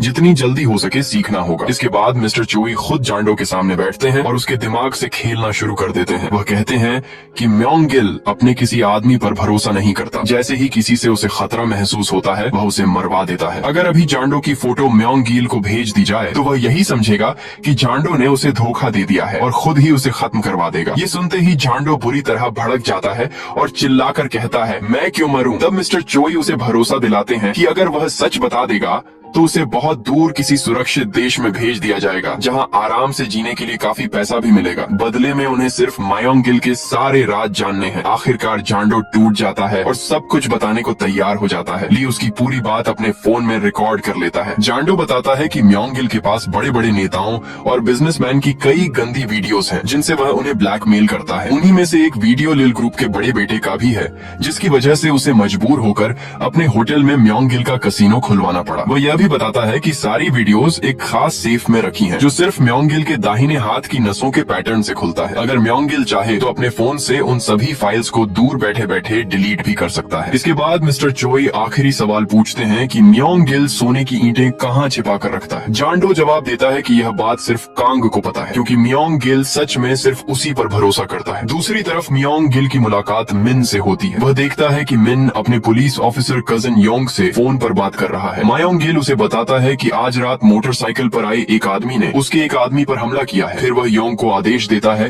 कि 5 घंटे के अंदर उस आदमी को ढूंढ निकाले। अगर ऐसा नहीं हुआ तो मिन का वह बेइज्जती वाला वीडियो इंटरनेट पर डाल दिया जाएगा और लिल ग्रुप के शेयर बुरी तरह गिर जाएंगे। अपने परिवार की इज्जत बचाने के लिए योंग के पास फिलहाल म्योंग गिल की बात मानने के अलावा कोई रास्ता नहीं बचता। घर लौटते वक्त जियोन यू ली से पूछता है कि अगर म्योंग गिल का कसीनो खुल गया तो क्या होगा। ली समझाता है कि लोग जुए और ड्रग्स के चक्कर में बर्बाद हो जाएंगे, उन पर भारी कर्ज चढ़ जाएगा और म्योंग गिल उसी कर्ज के दम पर धीरे धीरे और इमारतें खरीदता जाएगा। आखिर में पूरा कोरियन मार्केट उसके कब्जे में आ जाएगा। इसका मतलब स्माइल कैपिटल पहले से भी ज्यादा गरीब लोगों की जिंदगी बर्बाद करेगा। उधर मिस्टर चोई भी एक नया सपना देखते हैं। वह कहते हैं कि जब यह सब खत्म हो जाएगा तो वह बच्चों को घूमने के लिए रोम ले जाएंगे। इतना ही नहीं, वहाँ वे जो भी मांगेंगे वह उन्हें खरीद कर देंगे। ह्योन-जू मुस्कुराकर मिस्टर चोई से कहती है, इसे ही तो फ्लेक्स करना कहते हैं। फिर दोनों छोटी उंगली मिलाकर एक दूसरे से वादा करते हैं। ये देखकर मिस्टर चोई बहुत खुश हो जाते हैं। वो सबको अपने घर चलकर साथ में जश्न मनाने और ड्रिंक करने का न्योता देते हैं। उस रात लंबे समय बाद सभी लोग सुकून और खुशी के कुछ पल साथ बिताते हैं। कुछ देर बाद ली के फोन पर उसकी पत्नी का कॉल आता है। वह हुआंग को खुशखबरी देता है कि वह पिता बनने वाला है और लगभग 2 महीने बाद उसकी बेटी इस दुनिया में आने वाली है। हुआंग हंसते हुए उसे डांटता है कि इतनी बड़ी बात उसने अब तक छिपाकर क्यों रखी। फिर वह जेब से कुछ पैसे निकाल कर देता है और कहता है कि अपनी पत्नी के लिए अच्छे सप्लीमेंट्स खरीद लेना। जाने से पहले दोनों एक दूसरे को कसकर गले लगाते हैं। उन्हें बिल्कुल भी अंदाजा नहीं होता कि यह उनकी आखिरी मुलाकात होगी। उधर योंग आखिरकार उस जगह का पता लगा लेता है जहां जांडो को बंद करके रखा गया है। वह तुरंत इसकी खबर म्योंग गिल को देता है। म्योंग गिल के आदमी पहले से पूरी तैयारी में होते हैं और उसके आदेश मिलते ही तुरंत मिशन शुरू कर देते हैं। वेयरहाउस के अंदर उन्हें ली की फैमिली फोटो और उसकी आईडी की कॉपी मिल जाती है। अगली सुबह होने से पहले ही वे लोग ली के घर को चारों तरफ से घेर लेते हैं। अंदर ली और उसकी पत्नी अभी सो ही रहे होते हैं कि तभी दरवाजे पर लगातार जोर जोर से दस्तक होने लगती है। जैसे ही उसकी पत्नी दरवाजा खोलने जाती है, ली उसे समय रहते रोक लेता है। उसे तुरंत खतरे का एहसास हो जाता है। वह खिड़की से भागने के बारे में सोचता है, लेकिन उसकी गर्भवती पत्नी के लिए ऐसा करना जानलेवा हो सकता है। मजबूरी में वह पत्नी से पुलिस को फोन करने के लिए कहता है और सख्त हिदायत देता है कि चाहे कुछ भी हो जाए दरवाजा मत खोलना। बाहर गुंडे खिड़कियां तोड़कर अंदर घुसने की कोशिश करने लगते हैं। ली घर में रखी हर चीज से दरवाजा रोक देता है और अकेले ही उनका मुकाबला करता है, लेकिन दुश्मनों की संख्या बहुत ज्यादा होती है। कुछ ही देर में वह बुरी तरह घायल हो जाता है।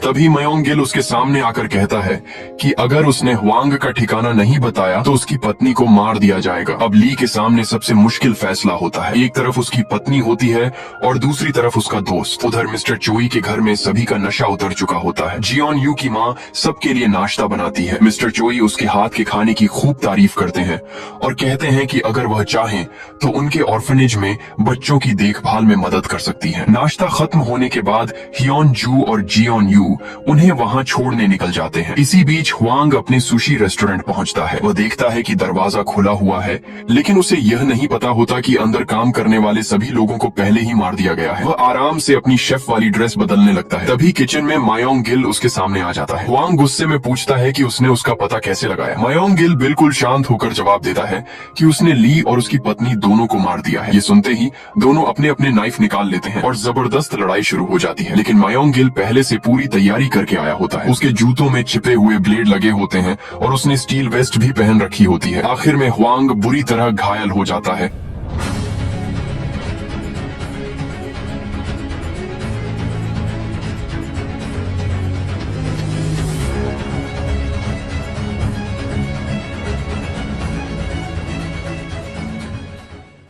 और पछतावे के साथ वहीं दम तोड़ देता है। मिस्टर चोई के दोनों सबसे भरोसेमंद साथियों को खत्म करने के बाद म्योंग गिल अपने आदमियों को सीधे मिस्टर चोई के घर चलने का आदेश देता है। उधर यूजिन को कुछ गड़बड़ होने का एहसास हो जाता है। वह तुरंत मिस्टर चोई को आने वाले खतरे के बारे में बता देता है। मिस्टर चोई फौरन बेसमेंट में जाकर अपनी गन तैयार करते हैं, जबकि यूजिन ऊपर रुककर गुंडों का सामना करता है। पूरे घर में गोलियों की आवाज गूंजने लगती है। मिस्टर चोई कई गुंडों को गोली मार देते हैं, लेकिन यूजिन की ताकत धीरे धीरे जवाब देने लगती है और एक गुंडा उसके पेट में जोर से नाइफ घोंप देता है। इसी दौरान मिस्टर चोई का ध्यान भटकते ही कांग पीछे से उनकी गर्दन पकड़कर उन्हें जमीन पर पटक देता है। थोड़ी ही देर में म्योंग गिल भी वहां पहुंच जाता है। तिजोरी में भरा हुआ कैश देखकर वह जोर से हंस पड़ता है और फिर मिस्टर चोई की जान ले लेता है। जब जियोन यू और ह्योन जू वापस घर पहुंचते हैं, तब तक पूरा घर आग की लपटों में घिर चुका होता है। जियोन यू बिना सोचे समझे अंदर दौड़ जाता है और मरने की हालत में पड़े यूजिन को बाहर निकाल लाता है। दूसरी तरफ ह्योन जू अपने दादाजी की लाश देखकर फूट फूट कर रोने लगती है। आग तेजी से फैल रही होती है, इसीलिए जियोन यू मजबूरी में उसे वहां से खींचकर बाहर लाता है। कुछ देर बाद यूजिन को तुरंत हॉस्पिटल ले जाया जाता है, जहां उसकी इमरजेंसी सर्जरी शुरू होती है। लेकिन बहुत ज्यादा खून बह जाने की वजह से उसकी हालत बेहद नाजुक होती है और हॉस्पिटल में भी ब्लड की कमी पड़ जाती है। बिना एक पल गंवाए जियोन यू अपना ही ब्लड देकर अपने सबसे अच्छे दोस्त की जान बचाने की कोशिश करता है। दूसरी तरफ अपने दादाजी की मौत से टूटी हुई ह्योन जू चुपचाप हॉस्पिटल से निकल जाती है। पूरी रात चली सर्जरी के बाद आखिरकार डॉक्टर्स बताते हैं कि यूजिन का ऑपरेशन सफल रहा। यह खबर सुनते ही जियोन यू खुद को रोक नहीं पाता और रो पड़ता है। कुछ हफ्तों बाद दोनों दोस्त शहर छोड़कर गांव के एक शांत इलाके में रहने लगते हैं। हर सुबह सूरज निकलने से पहले वे दौड़ते हैं और घंटों ट्रेनिंग करते हैं। अब दोनों पहले से कहीं ज्यादा ताकतवर दिखाई देते हैं। साफ पता चलता है कि वे बदला लेने की तैयारी कर रहे हैं। मिस्टर ओ उन्हें बार बार समझाते हैं कि अगर वे वापस गए तो जिंदा नहीं बचेंगे, लेकिन जियोन यू कहता है कि इस बार वे म्योंग गिल को जरूर हरा देंगे। अब तक न जाने कितने लोग उसके कारण अपना परिवार और अपनी खुशियां खो चुके हैं। इसलिए वह फैसला करता है कि मिस्टर चोई की पुरानी स्ट्रेटेजी अपनाई जाएगी। म्योंग गिल के हर शिकार को एकजुट करके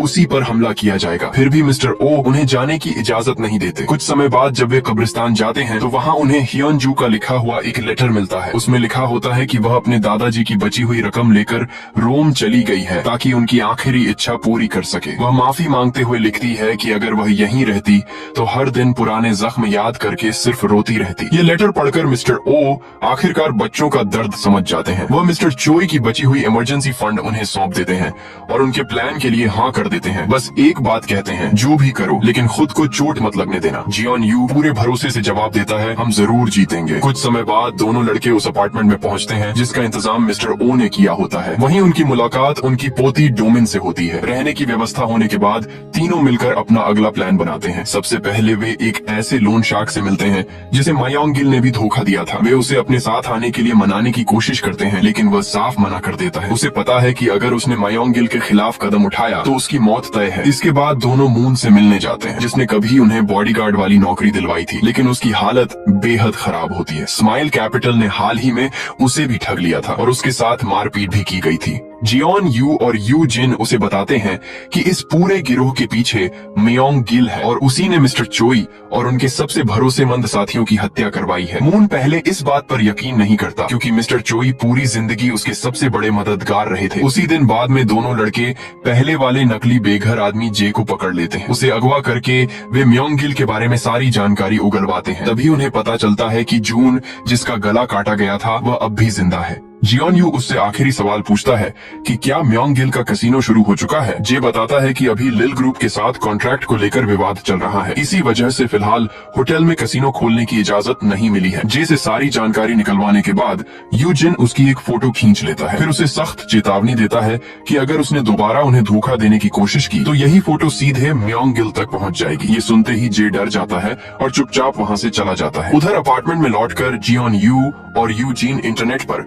मिन के बारे में जानकारी ढूंढने लगते हैं। इसके बाद वे इंस्टाग्राम पर उसे फ्रेंड रिक्वेस्ट भी भेज देते हैं। तभी डोमिन वहां आ जाती है और दोनों को डांटते हुए कहती है कि उसकी कंप्यूटर बिना पूछे इस्तेमाल मत किया करो। दूसरी तरफ मियोंग गिल मिन से मिलने पहुंचता है। वह साफ कहता है कि होटल वाले कॉन्ट्रैक्ट को जितनी जल्दी हो सके पूरा करवा दो। मिन समझाने की कोशिश करता है कि उसके पिता इस डील के खिलाफ है, लेकिन मियोंग गिल उसकी एक नहीं सुनता। वह धमकी देता है कि अगर कॉन्ट्रैक्ट पूरा नहीं हुआ तो उसका स्ट्रिप टीज वाला वीडियो सबके सामने डाल दिया जाएगा और उसे भी मार दिया जाएगा। वापस कार में बैठते ही मिन पूरी तरह टूट जाता है। उसकी आंखों से आंसू निकलने लगते हैं। तभी उसके फोन पर एक मैसेज आता है। उसमें लिखा होता है, क्या तुम मियोंग गिल से छुटकारा पाना चाहते हो? हम तुम्हारी मदद कर सकते हैं। हमें पता है कि तुम्हारी वीडियो वाली हार्ड ड्राइव कहाँ रखी है। ये मैसेज पढ़ने के बाद मिन अपने पुलिस ऑफिसर कजन योंग से बात करता है। दोनों सोच विचार करने के बाद जियोन यू और यूजिन को अपने बार में मिलने के लिए बुलाते हैं। मिन का इरादा साफ होता है। वह चाहता है कि दोनों लड़कों को इतनी ड्रिंक पिला दें कि वे नशे में अपना असली मकसद बता दें, लेकिन बात बिल्कुल उलटी हो जाती है। जियोन यू ने आज तक कभी शराब नहीं पी होती, फिर भी वह जितनी भी ड्रिंक करता है उसे नशा ही नहीं चढ़ता। दूसरी तरफ मिन और योंग खुद बुरी तरह नशे में धुत हो जाते हैं और अपने दिल की सारी बातें बताने लगते हैं। मिन रोते हुए अपने ऊपर बीती हर बेइज्जती और दर्द की कहानी सुनाता है। वह बताता है कि मियोंग गिल ने उसकी जिंदगी किस तरह नरक बना दी है। अगली सुबह जब मिन की आंख खुलती है तो वह हैरान रह जाता है। जियोन यू और यूजिन पहले ही उसके लिए नाश्ता तैयार कर चुके होते हैं। जियोन यू हंसते हुए बताता है कि पिछली रात मिन खुद ही उन्हें अपने घर ले आया था और कह रहा था कि अभी और ड्रिंक करेंगे। ऐसा लगता है कि अब चारों के बीच भरोसा बन चुका है और उन्होंने हाथ मिला लिया है। नाश्ता खत्म करने के बाद चारों सीधे लिल ग्रुप के हेड ऑफिस पहुंचते हैं, जहां मियोंग गिल के खिलाफ अगला प्लान तैयार किया जाता है। योंग पुलिस एजेंसी से एक कंप्यूटर एक्सपर्ट को बुलाता है। वह सबको बताती है कि मियोंग गिल के फोन में घुसने के दो तरीके हैं। पहला, किसी तरह उसे एक खास वाईफाई से कनेक्ट करवाना होगा। दूसरा, उसे एक स्पेशल QR कोड स्कैन करवाना होगा। इस पूरे मिशन में मिन का काम सिर्फ इतना होता है कि वह मियोंग गिल को कुछ देर तक बातों में उलझा कर रखे, लेकिन मियोंग गिल का नाम सुनते ही मिन के हाथ कांपने लगते हैं। उसे डर सताने लगता है कि अगर प्लान फेल हो गया तो उसका क्या होगा। योंग उसका हौसला बढ़ाता है। वह कहता है कि उसे भरोसा रखना चाहिए क्योंकि इस बार सभी लोग मिलकर उसकी पूरी मदद करेंगे। ज्यादा सुरक्षा के लिए टीम फैसला करती है कि दोनों तरीके एक साथ इस्तेमाल किए जाएंगे। सारी तैयारी पूरी होने के बाद हर जगह कैमरा लगा दिए जाते हैं। फिर मिन मियोंग गिल को आखिरी मीटिंग के लिए बुलाता है ताकि कॉन्ट्रैक्ट पर साइन किए जा सके। प्लान के मुताबिक मियोंग गिल बिल्डिंग में दाखिल होते ही एंट्रेंस पर रखा हुआ QR कोड स्कैन कर लेता है। दूसरी तरफ बैठी महिला ऑफिसर तुरंत उसके फोन को हैक कर लेती है, लेकिन अगले ही पल सभी लोग चौंक जाते हैं। फोन के अंदर कुछ भी नहीं होता। तभी सबको पता चलता है कि मियोंग गिल एक नहीं बल्कि 2 फोन इस्तेमाल करता है, यानी जिस फोन को हैक किया गया उसमें कोई जरूरी डेटा था ही नहीं। यह देखकर यूजिन एक नया आइडिया देता है। वह कहता है कि मिन को कॉन्ट्रैक्ट साइन करने से पहले मियोंग गिल से कहना चाहिए कि पहले उसका वीडियो डिलीट करे। लेकिन जैसे ही मिन दोबारा मयोंग गिल का चेहरा देखता है, उसके हाथ फिर कांपने लगते हैं। उसके अंदर इतनी हिम्मत ही नहीं बचती कि वह मयोंग गिल के सामने ये बात बोल सके। टीम के बाकी लोग एक बार फिर उसका हौसला बढ़ाते हैं। वे भरोसा दिलाते हैं कि चाहे कुछ भी हो जाए, इस बार वे उसे अकेला नहीं छोड़ेंगे और हर हाल में उसकी रक्षा करेंगे। उधर मीटिंग रूम में पहुंचते ही मिन सबसे पहले वहां मौजूद सभी वकीलों को बाहर भेज देता है। अब वह मयोंग गिल से अकेले में बात करने की तैयारी कर चुका होता है। मिन साफ कह देता है कि कॉन्ट्रैक्ट पर साइन करने से पहले वह अपने बारे में मौजूद वह वीडियो खुद अपने हाथों से डिलीट करेगा। मयोंग गिल पहले तो मना करने ही वाला होता है, लेकिन तभी मिन ठंडे अंदाज में उसे चेतावनी देता है, अगर मैंने सिर्फ एक फोन कॉल कर दिया तो 24 घंटे के अंदर तुम्हारी कंपनी की जांच शुरू हो जाएगी और तुम्हें कई अरब का टैक्स भरना पड़ेगा। मयोंग गिल हल्का सा मुस्कुराता है और कहता है कि अब तुम पहले से ज्यादा बोलने लगे हो। इसके बाद वह अपना फोन मिन को दे देता है। मौका मिलते ही मिन उसे बिल्डिंग के वाईफाई से कनेक्ट कर देता है। दूसरी तरफ बैठी महिला ऑफिसर तुरंत फोन हैक कर लेती है और उसे उस सेफ को कंट्रोल करने वाला ऐप मिल जाता है। कुछ ही मिनटों में पूरा प्रोग्राम क्रैक हो जाता है और सेफ के अंदर रखी सभी हार्ड ड्राइव हमेशा के लिए डिस्ट्रॉय कर दी जाती है। उसी रात मयोंग गिल बहुत खुश होकर अपने घर लौटता है, लेकिन अंदर जाते ही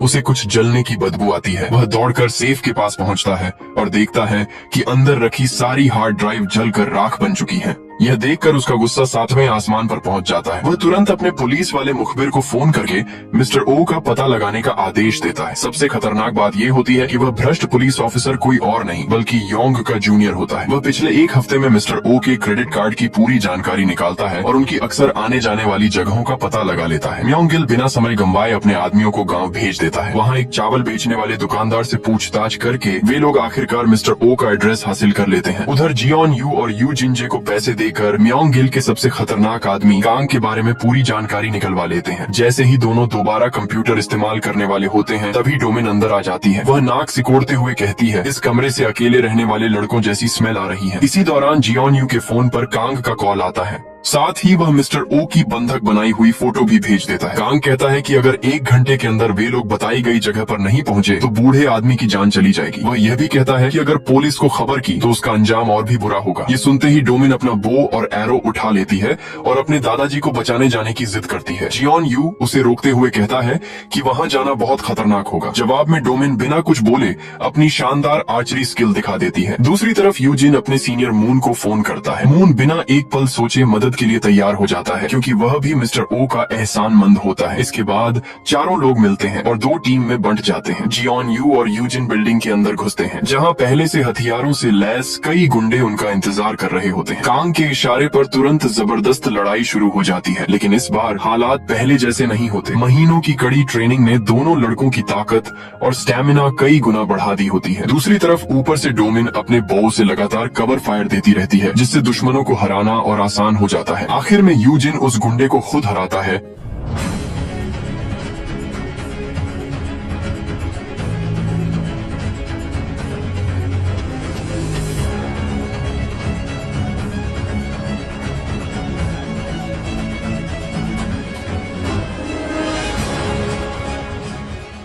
आखिर में यूजिन उस गुंडे को खुद हराता है जिसने पहले उसे घायल किया था। वहीं जियोन यू अकेले ही कांग को हरा देता है और आखिरकार मिस्टर चोई का बदला पूरा कर लेता है। इसके बाद वे लोग पकड़े गए गुंडे से पूछताछ करते हैं। अपनी सबसे प्यारी चीज बचाने के लिए वह आखिरकार बता देता है कि मिस्टर ओ को कहां छिपा कर रखा गया है। जियोन यू तुरंत योंग को फोन करके सारी बात बताता है, लेकिन वही भ्रष्ट पुलिस ऑफिसर ये खबर सुनते ही सीधे मयोंग गिल को बता देता है। मयोंग गिल तुरंत अपने आदमियों को आदेश देता है कि बंधक को दूसरी जगह ले जाओ और सारे सबूत मिटा दो। जब तक पुलिस वहां पहुंचती है तब तक बहुत देर हो चुकी होती है। उधर मून कांग से पूछताछ करता है। वह जानना चाहता है कि मयोंग गिल ने सोने की ईंटें कहां छिपा रखी हैं, लेकिन सभी लोग हैरान रह जाते हैं जब कांग राज छिपाने के लिए अपनी ही जीभ काट लेता है। जियोन यू किसी इंसान को अपनी आंखों के सामने मरते हुए नहीं देख सकता, इसलिए वह तुरंत एम्बुलेंस बुलाने के लिए कहता है। अगले दिन मिन एक्सरसाइज कर रहा होता है, तभी अचानक उसके फोन पर वही स्ट्रिपटीज वाला वीडियो फिर से आ जाता है। अब उसे पता चलता है कि मयोंग गिल ने पहले ही उसका बैकअप बना रखा था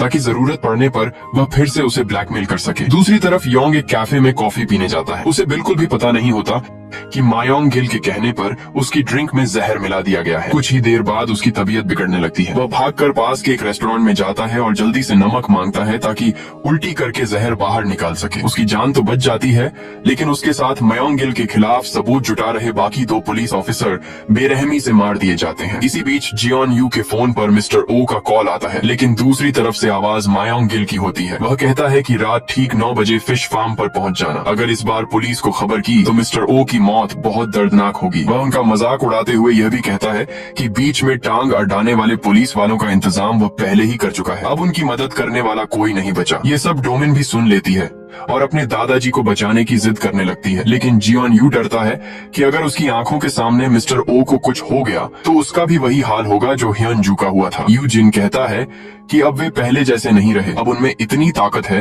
कि वे सबकी रक्षा कर सकते हैं। रात होते ही चारों लोग फिश फार्म पहुंच जाते हैं। पहले से तय प्लान के मुताबिक डोमिन पीछे की तरफ छिप जाती है और सही समय का इंतजार करती है। जैसे ही म्योंग गिल के आदमी हमला करते हैं, उन्हें लगता है कि वे आसानी से जीत जाएंगे, लेकिन वे दोनों लड़कों की नई ताकत का अंदाजा नहीं लगा पाते और एक एक करके जमीन पर गिरने लगते हैं। अपने आदमियों को हारता देखकर मायोंग गिल धमकी देता है कि अगर उन्होंने लड़ाई नहीं रोकी तो वह बूढ़े आदमी को मार देगा। उसी समय डोमिन सही निशाना लगाते हुए एरो छोड़ती है जो सीधे मायोंग गिल के हाथ में जाकर लगता है। इधर यूजिन बाकी गुंडों को संभाल लेता है, जबकि जियोन यू मायोंग गिल के पीछे दौड़ता है, लेकिन इस बार भी मायोंग गिल उसके हाथ नहीं आता। खुशी की बात यह होती है कि मिस्टर ओ पूरी तरह सुरक्षित बच जाते हैं। हालांकि भागदौड़ में डोमिन गलती से उनकी भौहें उखाड़ देती है। थोड़ी ही देर बाद पुलिस वहां पहुंच जाती है और सभी गुंडों को गिरफ्तार कर लेती है। फिश फार्म की तलाशी लेने पर उन्हें ऐसे पक्के सबूत मिलते हैं जिनसे साबित हो जाता है कि मायोंग गिल ने वहीं कई हत्याएं की थी। इसके बाद पुलिस मायोंग गिल के घर पर भी रेड करती है। वहां उन्हें उन लोगों के कई फोन मिलते हैं जिनकी मायोंग गिल ने हत्या करवाई थी। आखिरकार वह भ्रष्ट पुलिस ऑफिसर भी अपने किए की सजा भुगतने लगता है, लेकिन इसके बावजूद मिन की चिंता खत्म नहीं होती। उसे डर रहता है कि मायोंग गिल के पास अब भी उसका वीडियो मौजूद है। तभी लड़कों को याद आता है कि मायोंग गिल का पुराना आदमी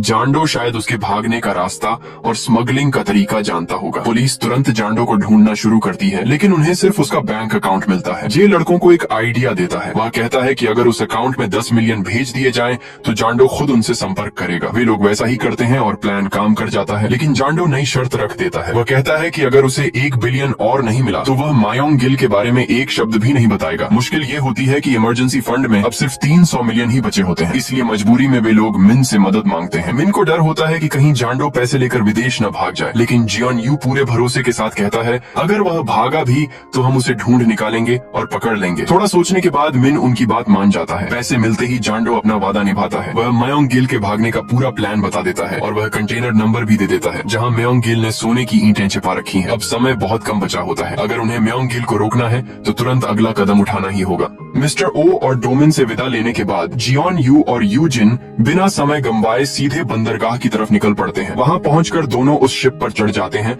जहां मायोंग गिल भागने की तैयारी कर रहा होता है। यूजिन चुपके से शिप के कैबिन में घुस जाता है। वहां उसे जून दिखाई देता है। मौका मिलते ही वह टेजर का इस्तेमाल करके उसे बेहोश कर देता है, लेकिन तभी अचानक कांग वहां आ पहुंचता है और जोरदार हमला करके यूजिन को सीढ़ियों से नीचे गिरा देता है।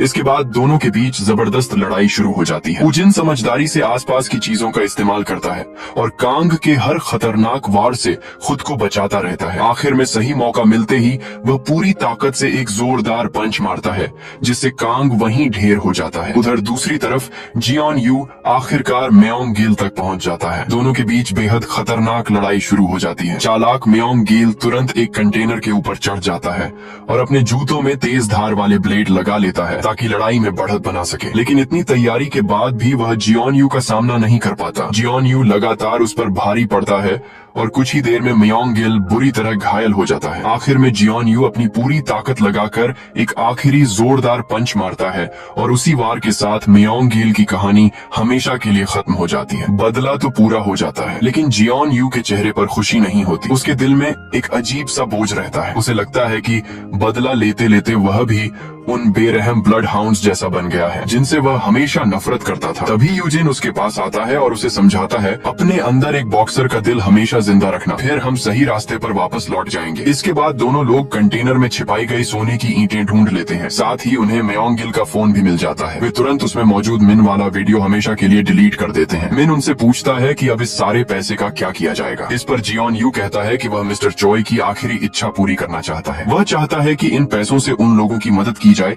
जिनके पास इलाज कराने के लिए पैसे नहीं है। यह सुनकर मिन भी आगे आता है। वह कहता है कि वह भी इसमें अपनी तरफ से पैसे मिलाएगा और मिस्टर चोई के नाम पर एक हॉस्पिटल बनवाएगा ताकि जरूरतमंद लोगों का इलाज हो सके। आखिर में जियोन यू अपनी माँ से दोबारा मिलता है। उसकी माँ मुस्कुराते हुए दोनों लड़कों की तरफ देखती है और प्यार से कहती है कि तुम दोनों ने बहुत अच्छा काम किया है। इतना कहकर वह जियोन यू और यू जिन दोनों को अपने गले से लगा लेती है। इसी भावुक पल के साथ इस कहानी का अंत हो जाता है।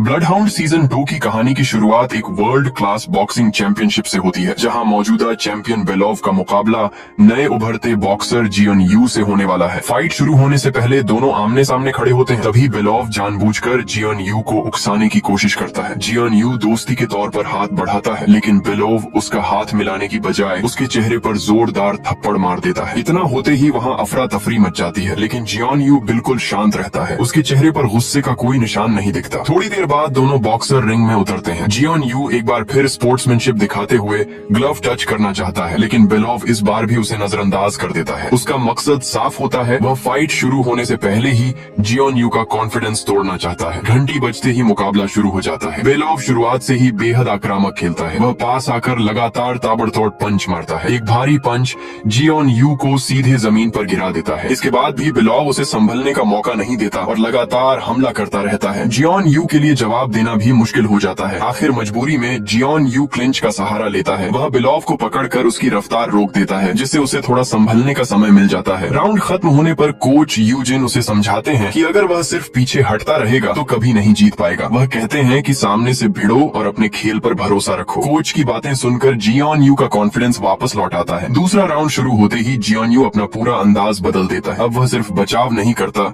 बल्कि पूरी ताकत से पलटवार शुरू कर देता है। कोच के इशारे पर वह लगातार पंच बरसाने लगता है और एक जोरदार पंच सीधे बेलोव की आंख पर जाकर लगता है। लेकिन जैसे ही राउंड खत्म होने की घंटी बजती है, जियोन यू उसी पल रुक जाता है। वह नियमों का पूरा सम्मान करता है। कोच यू जिन उसे सलाह देते हैं कि अगली बार भी उसी घायल आंख पर हमला करना ताकि फाइट जल्दी खत्म हो जाए, लेकिन जियोन यू मना कर देता है। वह कहता है कि अगर उसने एक और जोरदार राइट पंच मारा तो बेलोव के चेहरे पर दर्जनों टांके लग सकते हैं। कोच जानते हैं कि अब उसका फैसला नहीं बदलेगा, इसलिए सिर्फ इतना कहते हैं कि तेज रहना और मौका मिलते ही हमला करना। आखिरी राउंड में जियोन यू को वही मौका मिल जाता है जिसका उसे इंतजार था। वह एकदम सटीक लेफ्ट पंच मारता है और बेलोव सीधा नॉकआउट हो जाता है। इसी के साथ जियोन यू वर्ल्ड चैंपियन बन जाता है। लेकिन जीतने के बाद भी वह जश्न मनाने की बजाय सबसे पहले बेलोव के पास जाता है और उसकी चोट का हाल पूछता है। बेलोव भी उसकी ताकत और अच्छे स्वभाव से प्रभावित हो जाता है। वह जियोन यू को एक सच्चा और सम्मान के लायक बॉक्सर मानता है। पूरा स्टेडियम जियोन यू के नाम के नारे लगाने लगता है, लेकिन उसे पता भी नहीं होता कि दूर बैठा एक रहस्यमयी आदमी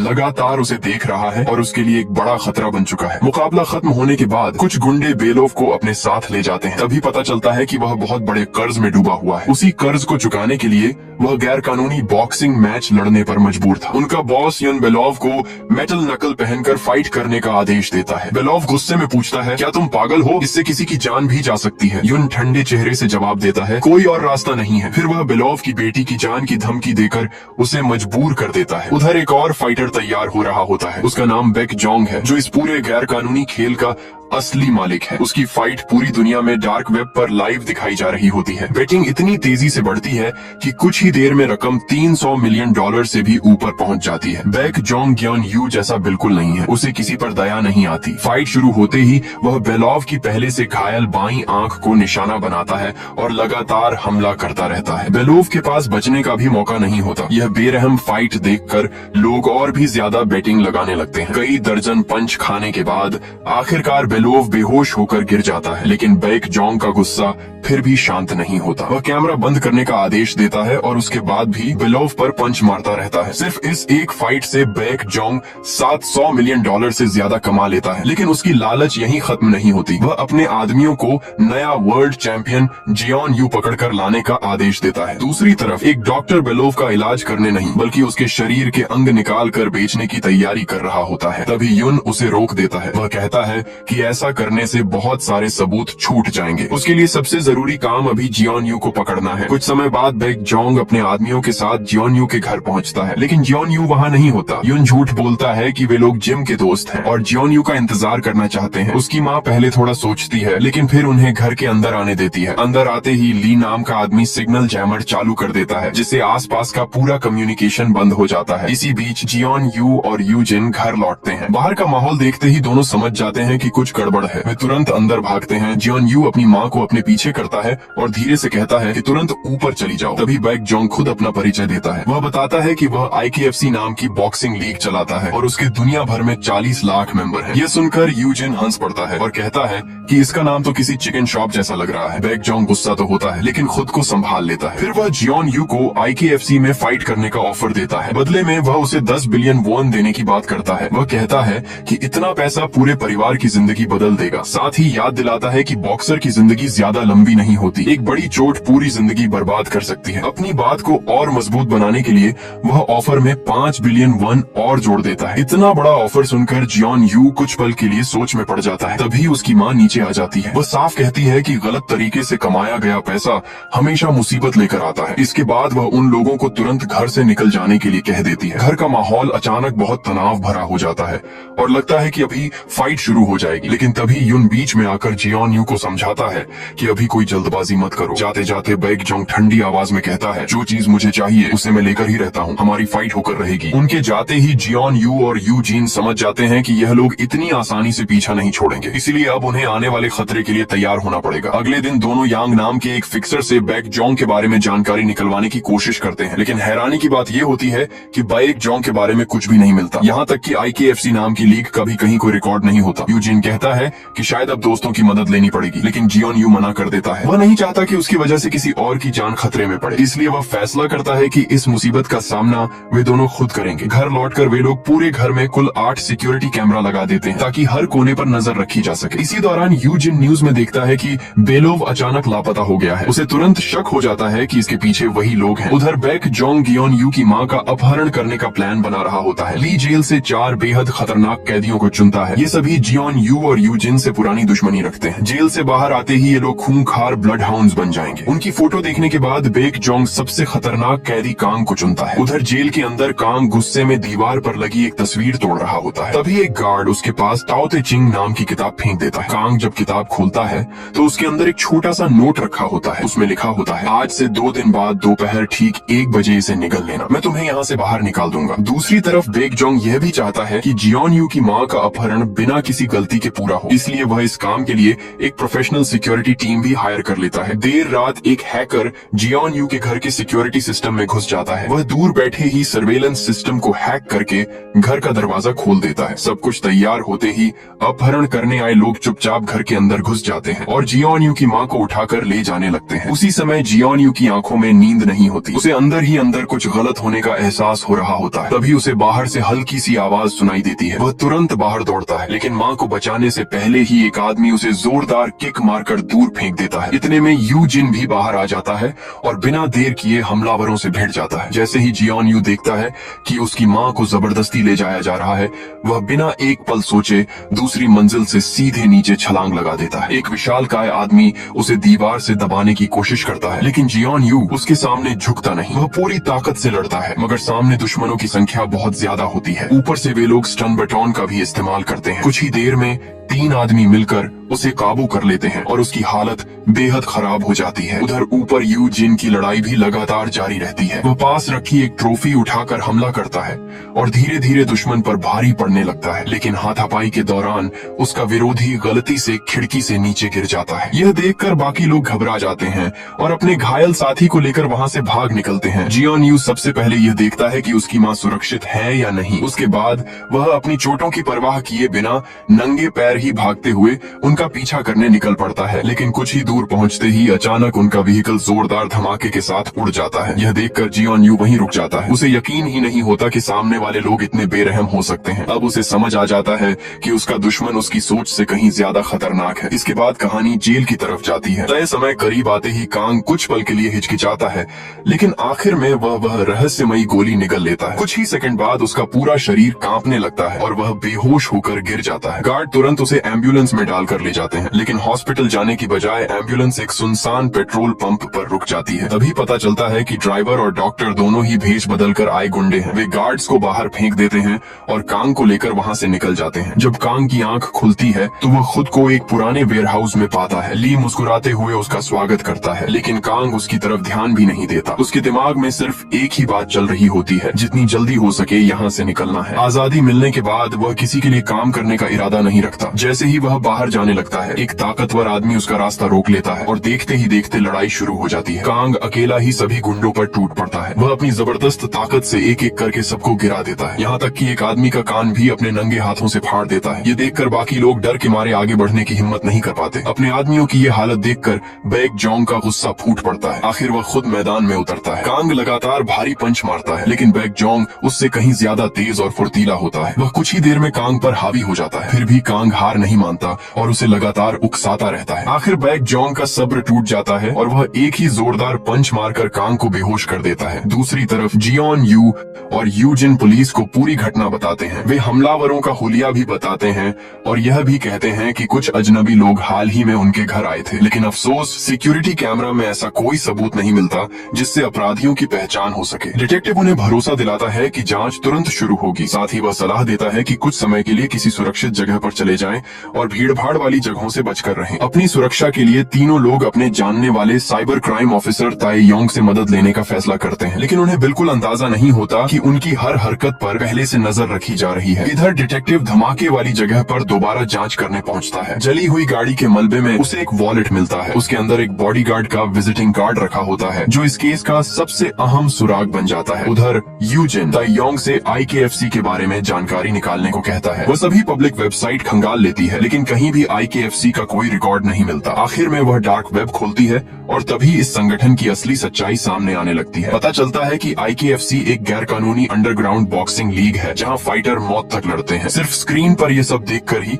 तीनों के रोंगटे खड़े हो जाते हैं। ताई योंग और अंदर जाना चाहती है, लेकिन वेबसाइट खोलने के लिए मेंबरशिप जरूरी होती है। अगर वे अपना क्रेडिट कार्ड इस्तेमाल करते हैं तो उनकी सारी पर्सनल इंफॉर्मेशन तुरंत चोरी हो सकती है। यूजीन सुझाव देता है कि वेबसाइट हैक कर लेते हैं, लेकिन ताई योंग तुरंत मना कर देती है। वह बताती है कि डार्क वेब पर दुनिया के सबसे खतरनाक हैकर मौजूद रहते हैं। अगर उन्हें जरा सा भी शक हुआ तो वे उसका पूरा सिस्टम हैक कर देंगे या उसमें वायरस डाल देंगे। अब कोई दूसरा रास्ता न देखकर यूजिन अपने मरीन कोर्प्स के सीनियर मून के पास जाता है और उसे पूरी बात बता देता है। सब सुनने के बाद मून बिना देर किए उसे 3 म्यूल कार्ड दे देता है। वह बताता है कि इन कार्ड के असली मालिक अब इस दुनिया में नहीं है, इसलिए इनके इस्तेमाल से पकड़े जाने का कोई खतरा नहीं होगा। इतना ही नहीं, मून खुद भी इस खतरनाक गिरोह के खिलाफ लड़ने के लिए उनके साथ आने की बात कहता है। उसका मानना है कि एक आदमी और जुड़ जाएगा तो जीतने की उम्मीद भी बढ़ जाएगी। आखिर में यूजिन उसकी मदद स्वीकार कर लेता है और दिल से उसका शुक्रिया अदा करता है। इसके बाद मून अपने अनुभव के आधार पर अंदाजा लगाता है कि दुश्मन शायद उन पर नजर रख रहा है। वह यूजिन से कहता है कि गाड़ी लेकर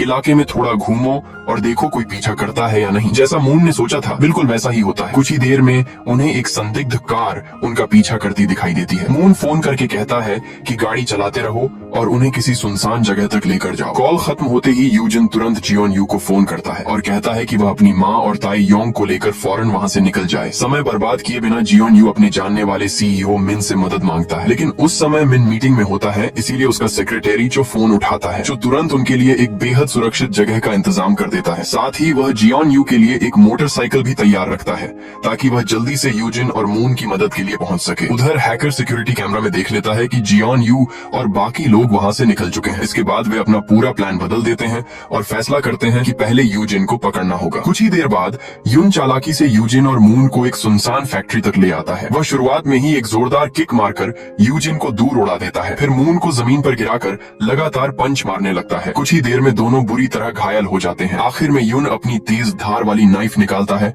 और दोनों को हमेशा के लिए खत्म करने के इरादे से उनकी तरफ बढ़ता है। लेकिन ठीक उसी सबसे खतरनाक पल पर यूजिन बिना डरे अपने नंगे हाथों से उस जानलेवा वार को रोक लेता है। मून को मौका मिलते ही वह पीछे से यून पर टूट पड़ता है। दोनों मिलकर किसी तरह उसे काबू में कर लेते हैं, लेकिन उनकी राहत सिर्फ कुछ सेकंड की होती है। अगले ही पल हथियारों से लैस कई गुंडे अंदर घुस आते हैं। हालात इतने खराब हो जाते हैं कि मून और यूजिन को अलग अलग भागना पड़ता है, लेकिन दुश्मनों की संख्या बहुत ज्यादा होती है। कुछ ही देर में यूजिन चारों तरफ से घिर जाता है। गुंडे उसे बेरहमी से पीटते हैं जब तक कि उसके अंदर लड़ने की ताकत ही नहीं बचती। दूसरी तरफ मून भी ज्यादा देर टिक नहीं पाता और मार खाते खाते बेहोश हो जाता है। उसी समय जियोन यू वहां पहुंचता है। जैसे ही वह अपने दोनों दोस्तों को अधमरी हालत में देखता है, उसका गुस्सा 7वें आसमान पर पहुंच जाता है। वह तुरंत फाइटिंग स्टैंस लेता है और अकेला ही दर्जनों गुंडों के बीच घुस जाता है। उसका हर पंच पहले से ज्यादा ताकतवर होता है और हर हमला बेहद खतरनाक। जिस तरफ वह बढ़ता है वहां कोई भी ज्यादा देर तक खड़ा नहीं रह पाता। जियोन यू गुस्से में अपना आपा खोने ही वाला होता है कि तभी पीछे से उसे यूजिन की कमजोर आवाज सुनाई देती है। वह पलटकर अपने घायल दोस्तों को देखता है। उन्हें उस हालत में देखकर उसके मन में पछतावा और खुद को दोष देने का एहसास भर जाता है। फिर भी किसी तरह तीनों वहां से निकलने में कामयाब हो जाते हैं। जियोन यू खुद को शांत करता है और बिना देर किए दोनों को हॉस्पिटल लेकर पहुंच जाता है। डॉक्टर जांच करने के बाद बताते हैं कि मून की चोटें ज्यादा गंभीर नहीं है। उसके सिर पर सिर्फ कुछ टांके लगाने होंगे, लेकिन यूजिन की हालत काफी खराब होती है, इसलिए उसे हॉस्पिटल में भर्ती रहना पड़ता है। वह डरते हुए कहता है कि अगर अब वह दोबारा बॉक्सिंग नहीं कर पाया तो उसकी पहचान ही खत्म हो जाएगी। यह सब देखकर जियोन यू पूरी तरह टूट जाता है। वह अपनी माँ को फोन करता है और रोते हुए कहता है कि यह सब उसी की गलती है। अगर उसने पहले ही वह बॉक्सिंग मैच मान लिया होता तो आज किसी को उसकी वजह से चोट नहीं लगती। उसकी माँ उसे प्यार से समझाती है कि किसी ने भी उसे उस गंदे खेल का हिस्सा बनने के लिए नहीं कहा। सभी लोग इसलिए उसकी मदद कर रहे हैं ताकि वह उस दलदल में न फंसे। उधर ताए योंग समझ जाती है कि मामला अब बहुत आगे बढ़ चुका है, इसीलिए वह मेजर क्राइम्स टीम के लीडर योंग से मदद मांगती है। इसके बाद जियोन यू मून को बाकी लोगों के पास लेकर आता है और सब मिलकर आगे की स्ट्रेटेजी पर बात करने लगते हैं। तभी योंग के पास पुलिस स्टेशन से फोन आता है। उसे पता चलता है कि उसी दोपहर कांग जेल से भाग चुका है। ये खबर सुनते ही सब समझ जाते हैं कि अब खतरा पहले से कहीं ज्यादा बढ़ गया है। सबकी सुरक्षा के लिए मिन उन्हें अपने एक दोस्त के होटल में ठहराने का इंतजाम करता है। साथ ही उनकी सुरक्षा के लिए 1 दर्जन से भी ज्यादा बॉडीगार्ड 24 घंटे तैनात कर देता है। दूसरी तरफ मिशन फेल होने की खबर मिलते ही बैक जोंग गुस्से में युन को कई थप्पड़ मारता है। युन सिर झुकाकर लगातार माफी मांगता रहता है। तब बैक जोंग उसे धमकी देता है कि अगर अगली बार भी वह नाकाम रहा तो उसकी बेटी को ऑर्फनेज भेज देगा। इसके बाद बैक जोंग सीधे कांग के कमरे में जाता है। वह उससे फिर से हाथ मिलाने की बात करता है और वादा करता है कि इस बार उसे इतना पैसा मिलेगा जितना वह पूरी जिंदगी भी खर्च नहीं कर पाएगा। इस बार कांग बिना कोई विरोध किए उसका ऑफर मान लेता है। उधर जियोन यू से बुरी तरह पिटा हुआ एक गुंडा हैकर से अपना पैसा मांग रहा होता है। तभी वहाँ बैक जोंग और ली पहुंच जाते हैं। वह गुंडा गुस्से में कहता है कि किसी ने उसे यह नहीं बताया था कि जियोन यू एक प्रोफेशनल बॉक्सर है। वह दावा करता है कि उसकी हालत बहुत खराब हो गई है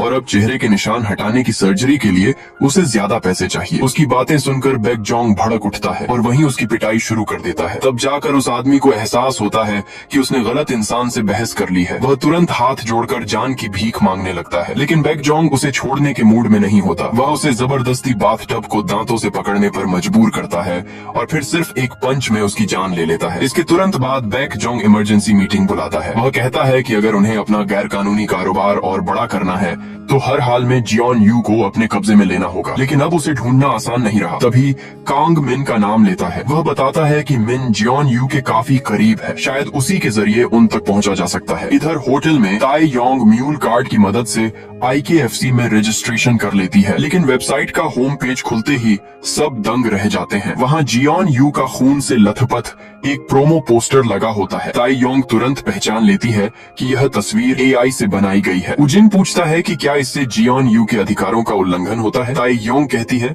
बिल्कुल होता है, लेकिन डार्क वेब पर वैसे भी कोई काम कानून के हिसाब से नहीं होता। इसके बाद वे पुराने मैच रिकॉर्ड देखने लगते हैं और हैरान रह जाते हैं क्योंकि उनमें बेलोव का नाम भी शामिल होता है। उसी समय कंप्यूटर स्क्रीन पर वार्निंग आती है कि सिस्टम में वायरस घुस चुका है। असल में हैकर काफी देर से उन पर नजर रखे हुए था और उसने हमला शुरू कर दिया था। ताई योंग पूरी कोशिश करती है लेकिन लंबी साइबर फाइट के बाद आखिरकार वह हार जाती है। कंप्यूटर पूरी तरह बंद हो जाता है। यह देखकर जियोन यू को फिर लगता है कि उसकी वजह से एक और इंसान मुसीबत में फंस गया। कुछ देर बाद वह मून को IKFC के बारे में अब तक की सारी जानकारी देता है। साथ ही कहता है कि उसे पूरा शक है कि बेलो अब इस दुनिया में नहीं रहा। मून समझ जाता है कि सामने वाले लोग जियोन यू को फाइट कराने के लिए किसी भी हद तक जा सकते हैं। इसी दौरान उसे यह भी पता चलता है कि फैक्ट्री में उन पर हमला करने वाले लोग 99 गैंग नाम के गिरोह से जुड़े हुए हैं। क्योंकि जियोन यू को सुबह 11 बजे डिटेक्टिव से मिलना होता है, इसलिए मून और यूजिन पहले उस गैंग के अड्डे की जांच करने निकल जाते हैं। लेकिन वहां पहुंचते ही उनकी मौजूदगी का पता चल जाता है और देखते ही देखते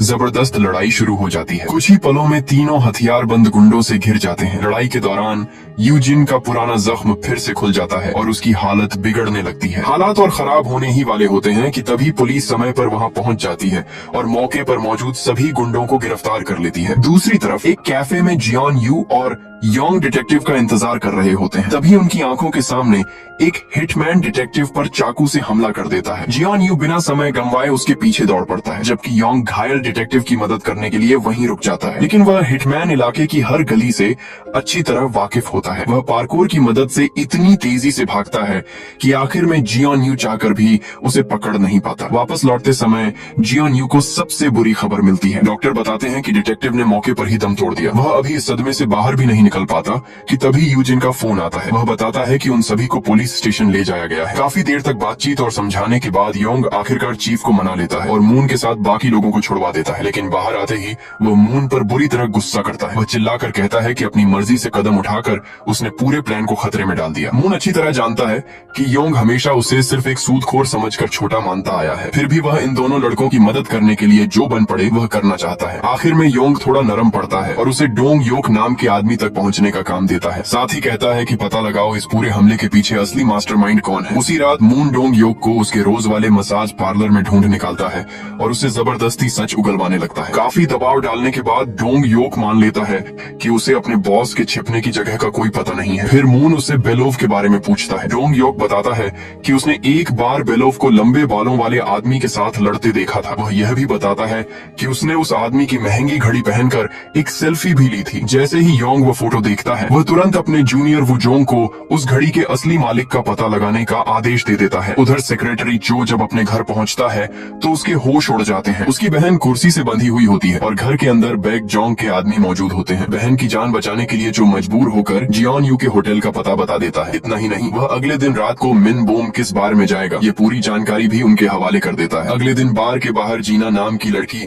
अपनी जीभ पर हरे रंग की एक गोली रखती है और सीधे बार टेंडर के पास जाकर उसे किस कर देती है। इससे पहले कि वह कुछ समझ पाए वह बेहोश होकर गिर पड़ता है। इसके बाद जीना उसके मुंह में एक रहस्यमयी लिक्विड डालती है और उससे पूछताछ शुरू कर देती है। वह उससे उगलवा लेती है कि मिनबोम कितने बजे आएगा और कौन सी ड्रिंक ऑर्डर करेगा। कुछ देर बाद मिनबोम बिल्कुल तय समय पर वहां पहुंचता है। वह देखता है कि आज बार पर कोई नया बारटेंडर खड़ा है। जीना बड़ी आसानी से कह देती है कि असली बारटेंडर की तबीयत खराब है, इसलिए आज वह उसकी जगह काम कर रही है। मिनबोम को उस पर जरा भी शक नहीं होता, जबकि खतरा उसके बिल्कुल सामने खड़ा होता है। थोड़ी ही देर में दवा अपना असर दिखाने लगती है। मिनबोम को भयानक हेलुसिनेशन होने लगते हैं। उसके सामने खड़ी लड़की भी उसे किसी डरावने राक्षस जैसी दिखाई देने लगती है। जीना उसकी हालत देखकर जोर जोर से हंसती है, फिर उसका वीडियो रिकॉर्ड करके अपने मालिक को भेज देती है। कुछ समय बाद मिनबोम की हालत बिगड़ जाती है और उसे तुरंत हॉस्पिटल ले जाया जाता है। डॉक्टर जांच के बाद बताते हैं कि उसकी हालत बहुत नाजुक है। अगर हालत और बिगड़ी तो उसे लिवर ट्रांसप्लांट तक कराना पड़ सकता है। ये पता लगाने के लिए कि उसे कौन सी दवा दी गई थी, जीएनयू और उसके साथी तुरंत उसी बार में पहुंचते हैं। बारटेंडर कहता है कि उसने उस लड़की को पहले कभी नहीं देखा। उसे बस इतना याद है कि जैसे ही उसे वह लिक्विड पिलाया गया उसके बाद उसका अपने ऊपर कोई कंट्रोल नहीं रहा और वह हर सवाल का जवाब देता चला गया। ये सुनते ही मून को एक खास ड्रग याद आती है। वह बताता है कि यह ऐसी दवा है जिसे लेने के बाद इंसान बिना चाहे भी सच बोलने लगता है। उसे खुद भी पता नहीं चलता कि वह कब सारी बातें उगल देता है। योंग बिना समय गंवाए एक नया प्लान बनाता है। वह खुद सेक्रेटरी चो से पूछताछ करने निकल जाता है, जबकि बाकी तीनों जीना को ढूंढने की जिम्मेदारी संभाल लेते हैं। लेकिन निकलने से ठीक पहले जियोन यू के फोन पर एक अनजान नंबर से कॉल आती है। दूसरी तरफ बैक जोंग होता है। वह खुलकर मान लेता है कि यह सब उसी की चाल है। फिर वह जियोन यू को धमकी देता है कि अगर उसने उसका विरोध बंद नहीं किया तो उसके आसपास के लोग एक एक करके इसकी कीमत चुकाएंगे। वह यह भी बता देता है कि जिस डिटेक्टिव की मौत हुई थी उसकी वजह यह थी कि उसके ही एक साथी ने 50 मिलियन वॉन लेकर उसे धोखा दे दिया था। यह सब सुनकर जियोन यू पूरी तरह टूट जाता है। उसकी आंखों से आंसू निकल आते हैं और उसे समझ नहीं आता कि वह इस सब का सामना कैसे करे। तब मून उसे समझाता है कि अगर ऐसे निर्दयी लोगों को हराना है तो दिल को भी लोहे जितना मजबूत बनाना पड़ेगा, तभी उसके मुक्के सच में हथियार बन पाएंगे। इसके बाद दोनों एक नाइट क्लब पहुंचते हैं और वहां एक बिचौलिए की मदद से ड्रग्स के सोर्स तक पहुंचने की कोशिश करते हैं। शुरुआत में वह आदमी कुछ भी बताने से साफ मना कर देता है, लेकिन पैसे मिलने के बाद वह उन्हें असली ड्रग डीलर के पास ले जाता है। फोटो देखते ही डीलर तुरंत उस लड़की को पहचान लेता है। वह बताता है कि उसका नाम जीना है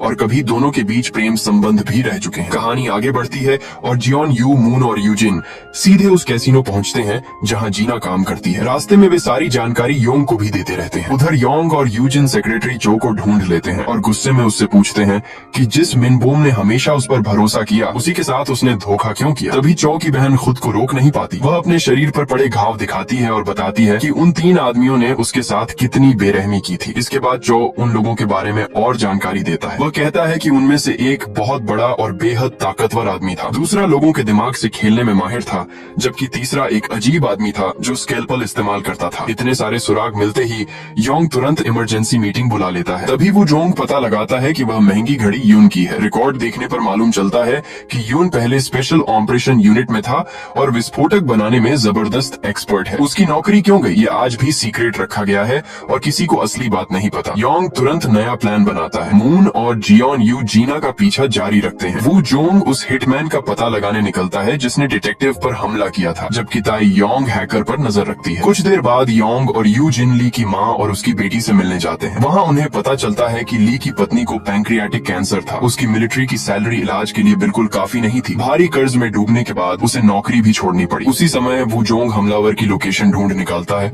और तुरंत इसकी खबर दे देता है। तभी मिनबोम का भी फोन आता है। ये सुनकर कि अब उसकी तबीयत पहले से बेहतर है, सब लोग राहत की सांस लेते हैं। लेकिन मिनबोम गुस्से से भरा हुआ है और कसम खाता है कि वह उन लोगों को इसकी कीमत जरूर चुकवाएगा। रात होते ही चारों दोबारा इकट्ठा होते हैं और जीना को पकड़ने निकल पड़ते हैं। खतरा महसूस होते ही जीना तुरंत अलार्म दबाकर भागने लगती है। सामने से आए गुंडों का सामना जियोन यू अकेले करता है। उसके हाथों में खास ग्लव्स हैं, इसलिए ब्लेड से भी उसके हाथ नहीं कटते।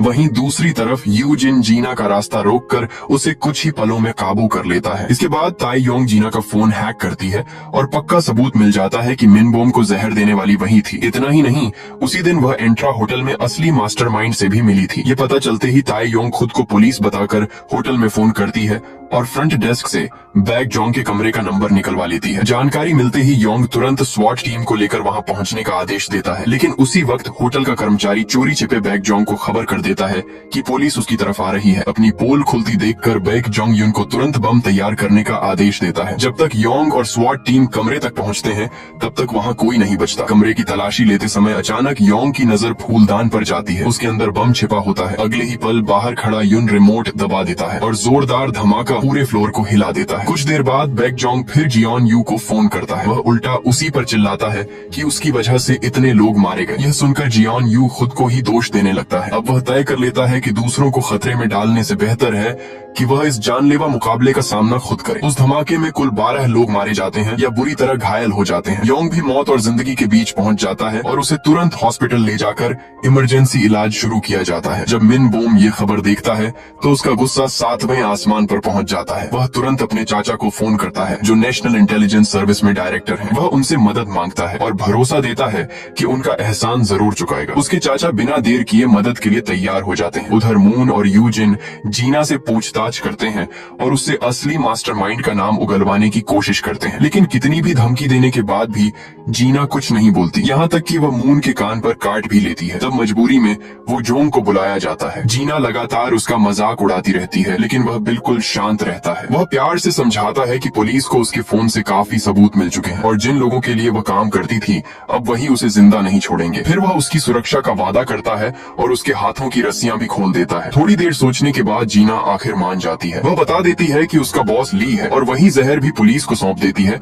जो मिनबोम को दिया गया था। इसके बाद पुलिस जीना को कड़ी सुरक्षा के बीच एक होटल में रख देती है। इसी दौरान हॉस्पिटल में योंग को होश आ जाता है। डॉक्टर उसे बताते हैं कि उसकी खोपड़ी में दरार आ गई है और हालत बेहद गंभीर है, उन्हें सख्त आराम करना चाहिए। लेकिन योंग किसी की नहीं सुनता। वह हॉस्पिटल छोड़कर खुद ऑपरेशन की कमान संभालने का फैसला कर लेता है। थोड़ी देर बाद जीना ली से मिलने के लिए एक कैफे में मिलने का बहाना बनाती है, लेकिन ली दूर से ही नजर रख रहा होता है। जैसे ही वह वहाँ डिटेक्टिव्स को देखता है उसे समझ आ जाता है कि यह जाल है। वह तुरंत अपने लोगों को सबूत मिटाने का आदेश दे देता है। उसी वक्त जीना बाहर सिगरेट पीने निकलती है और तेज रफ्तार मोटरसाइकिल पर आया एक शूटर उसे वहीं गोली मार देता है। उधर होटल में ताई योंग वेबसाइट पर नजर रख रही होती है। तभी उसे एक नई पोस्ट दिखाई देती है जिसमें लिखा होता है कि आज रात ठीक 11 बजे जियोन यू फाइट करेगा। यह देखकर सबको कुछ गड़बड़ होने का एहसास होता है, लेकिन किसी को नहीं पता कि यह फैसला खुद जियोन यू ने लिया है। बाद में जियोन यू अकेले जिम जाता है और पहले से भी ज्यादा कड़ी ट्रेनिंग करता है ताकि आखिरी लड़ाई के लिए पूरी तरह तैयार हो सके। रात होते ही वह टहलने का बहाना बनाकर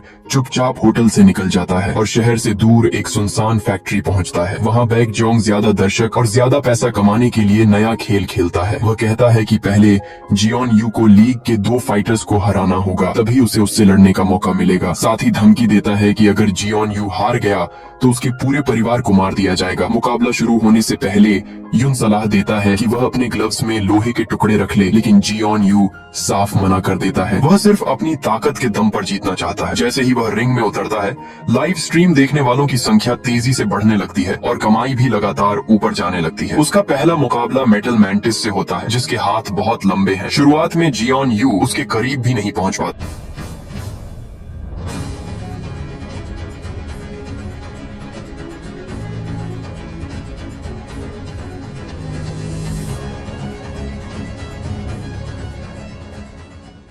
तब वह चाल चलता है, जानबूझकर अपनी गार्ड नीचे कर देता है। सामने वाला मौका देखकर हमला करता है, लेकिन उसी पल जियोन यू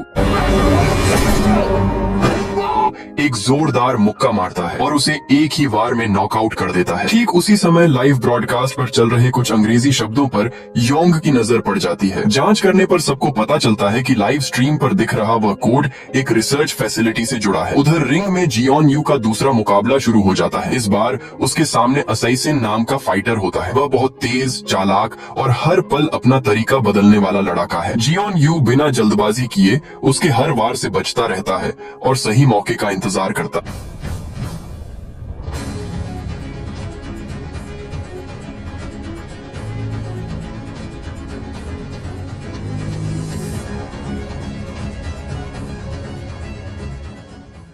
जैसे ही उसे एक छोटा सा मौका मिलता है वह शानदार पंचों का कॉम्बिनेशन लगाकर असैसिन को नॉकआउट कर देता है। अब जियोन यू पूरी तरह जोश में आ चुका है। वह सीधे बैक जोंग की तरफ देखता है और उसे रिंग में आने की चुनौती देता है। बैक जोंग बिना डरे तुरंत रिंग में उतर जाता है। घंटी बजते ही वह बहुत खतरनाक हमला शुरू कर देता है और कुछ देर तक जियोन यू को दबा कर रखता है, लेकिन जियोन यू भी किसी से कम नहीं है। सही मौका मिलते ही वह एक जोरदार मुक्का बैक जोंग के चेहरे पर जड़ देता है। यह वार बैक जोंग को बुरी तरह भड़का देता है। अब वह पहले से भी ज्यादा बेरहमी से लड़ने लगता है। वह बार बार जियोन यू के हाथों को निशाना बनाता है और एक भारी वार से उसका बायां हाथ वहीं बेकार कर देता है। बैक जोंग जियोन यू को और ज्यादा दर्द देने ही वाला होता है कि तभी हैकर घबराकर बताता है कि बड़ी संख्या में पुलिस तेजी से उनकी तरफ बढ़ रही है। मजबूरी में बैक जोंग को लड़ाई बीच में छोड़कर पीछे हटना पड़ता है। कुछ ही देर बाद पुलिस को बैक जोंग की पूरी सच्चाई पता चल जाती है। वह पहले एक प्रोफेशनल बॉक्सर था और लगातार 17 मुकाबले जीत चुका था, लेकिन पहली हार मिलते ही उसने अपना आपा खो दिया था। उसने वहीं रेफरी और अपने कोच पर हमला कर दिया। उस घटना के बाद उसे जेल भेज दिया गया और बॉक्सिंग एसोसिएशन से हमेशा के लिए निकाल दिया गया। वहीं से उसकी जिंदगी अंधेरे रास्ते पर चली गई और उसने अंडरग्राउंड फाइट्स की दुनिया अपना ली। इसी बीच अमेरिका का इन्वेस्टर इयान ये फाइट देखकर काफी प्रभावित होता है और IKFC खरीदने का फैसला करता है, लेकिन उसकी एक शर्त होती है। अगली फाइट में बैक जोंग को जियोन यू से हारना होगा, क्योंकि जियोन यू ज्यादा लोकप्रिय है और उससे ज्यादा पैसा कमाया जा सकता है। ये सुनते ही बैक जोंग आग बबूला हो जाता है। वह इयान को गालियां देता है और उसे जान से मारने तक की धमकी दे डालता है। तभी ली एक और बुरी खबर लेकर आता है।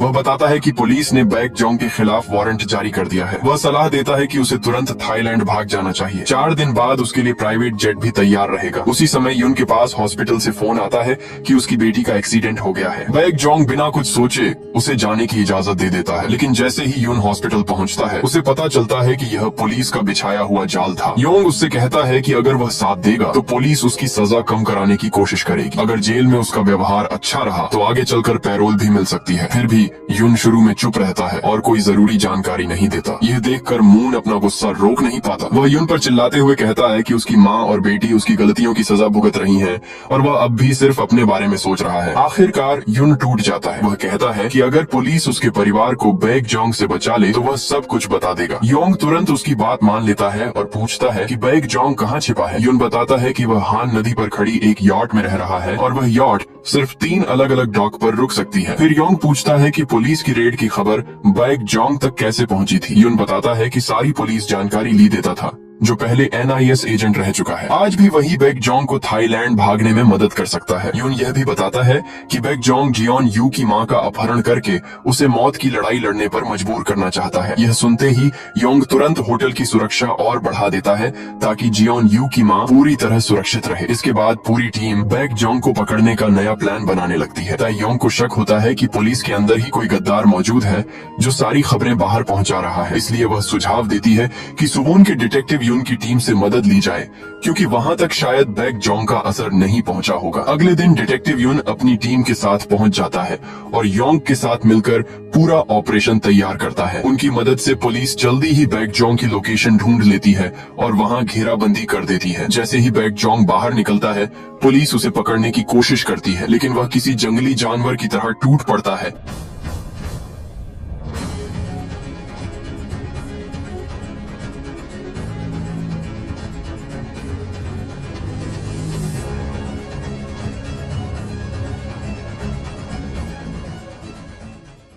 और 10 से भी ज्यादा डिटेक्टिव्स को अकेले ही गिरा देता है। आखिर में ट्रैंक्विलाइजर डार्ट लगने के बाद जाकर वह शांत होता है। तभी उसे समझ आ जाता है कि युन ने ही उसके साथ धोखा किया है, लेकिन अब वह कुछ नहीं कर सकता। उधर दूसरी तरफ ली कई खतरनाक फाइटर्स को इकट्ठा कर रहा होता है ताकि वे पुलिस की वैन पर हमला कर सकें। जैसे ही उन्हें 200 मिलियन वॉन इनाम मिलने की बात पता चलती है, सब तुरंत तैयार हो जाते हैं। कुछ देर बाद पुलिस की वैन एक सुरंग में पहुंचती है। तभी हथियारबंद हमलावर चारों तरफ से हमला बोल देते हैं और वैन के शीशे तोड़ने लगते हैं। पुलिस को मुश्किल में देखकर युन खुद कहता है कि उसकी हथकड़ियां खोल दी जाएं ताकि वह भी लड़ सके। इसी दौरान योंग बैक जोंग को दूसरी गाड़ी में बैठाने ही वाला होता है कि दूर से 2 और खतरनाक किलर आ जाते हैं। उनके हर वार में जान लेने की नीयत साफ दिखाई देती है।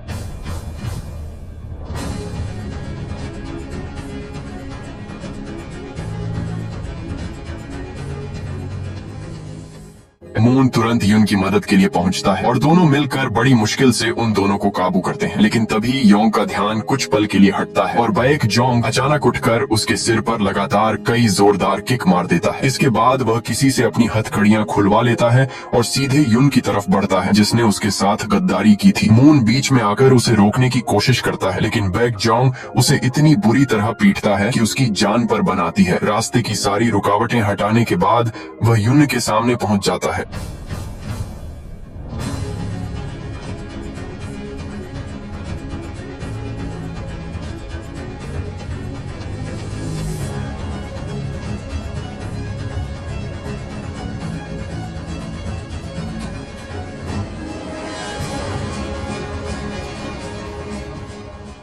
शुरुआत में दोनों बराबरी की टक्कर देते हैं, लेकिन थोड़ी ही देर में बैक जोंग पूरी तरह भारी पड़ जाता है। वह युन को जमीन पर गिराकर बेरहमी से मार डालता है।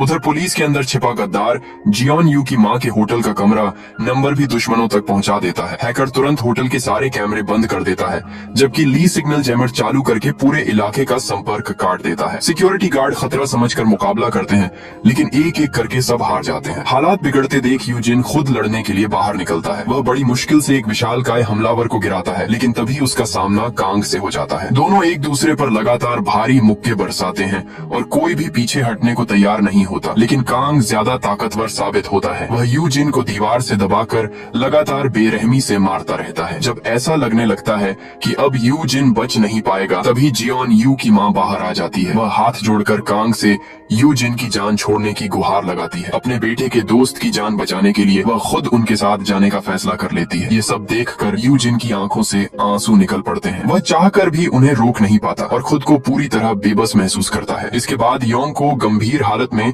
इमरजेंसी सर्जरी के लिए ले जाया जाता है। वहीं बुरी तरह घायल यू जिन रोते हुए जियन यू को बताता है कि उसकी मां को दुश्मन उठाकर ले गए हैं। वह खुद को दोष देता है कि वह उन्हें बचा नहीं सका। उधर वो जोंग भी गहरे सदमे में होता है। उसके साथ लड़ने वाले दो और साथी अपनी जान गंवा चुके होते हैं। वह सीधे अपने चीफ के ऑफिस पहुंचता है और कहता है कि युन के परिवार को तुरंत किसी सुरक्षित जगह पर पुलिस की सुरक्षा में रखा जाए, लेकिन चीफ उसकी बात साफ मना कर देता है। वो जोंग समझाता है कि युन ने पुलिस की मदद करते हुए अपनी जान दी है और अब बैक जोंग उसके परिवार को भी निशाना बना सकता है। फिर भी चीफ ठंडे लहजे में कहता है कि किसी अपराधी के परिवार के लिए बेवजह प्रॉब्लम मत खड़ी करो और उसे वहाँ से जाने को कह देता है। कोई रास्ता न देखकर वो जोंग जियोन यू से मदद मांगता है। दोनों मिलकर फैसला करते हैं कि फिलहाल युन के परिवार को जियोन यू के घर पर ही सुरक्षित रखा जाएगा। इसी दौरान NIS एजेंट शेन ह्यूंग भी मिन की मदद करने पहुंच जाता है ताकि बैक जोंग से बदला लिया जा सके। जांच के बाद उसे पता चलता है कि बैक जोंग ने गैर कानूनी बॉक्सिंग से अरबों की दौलत कमाई है। तभी उसके दिमाग में एक नया प्लान आता है। वह कहता है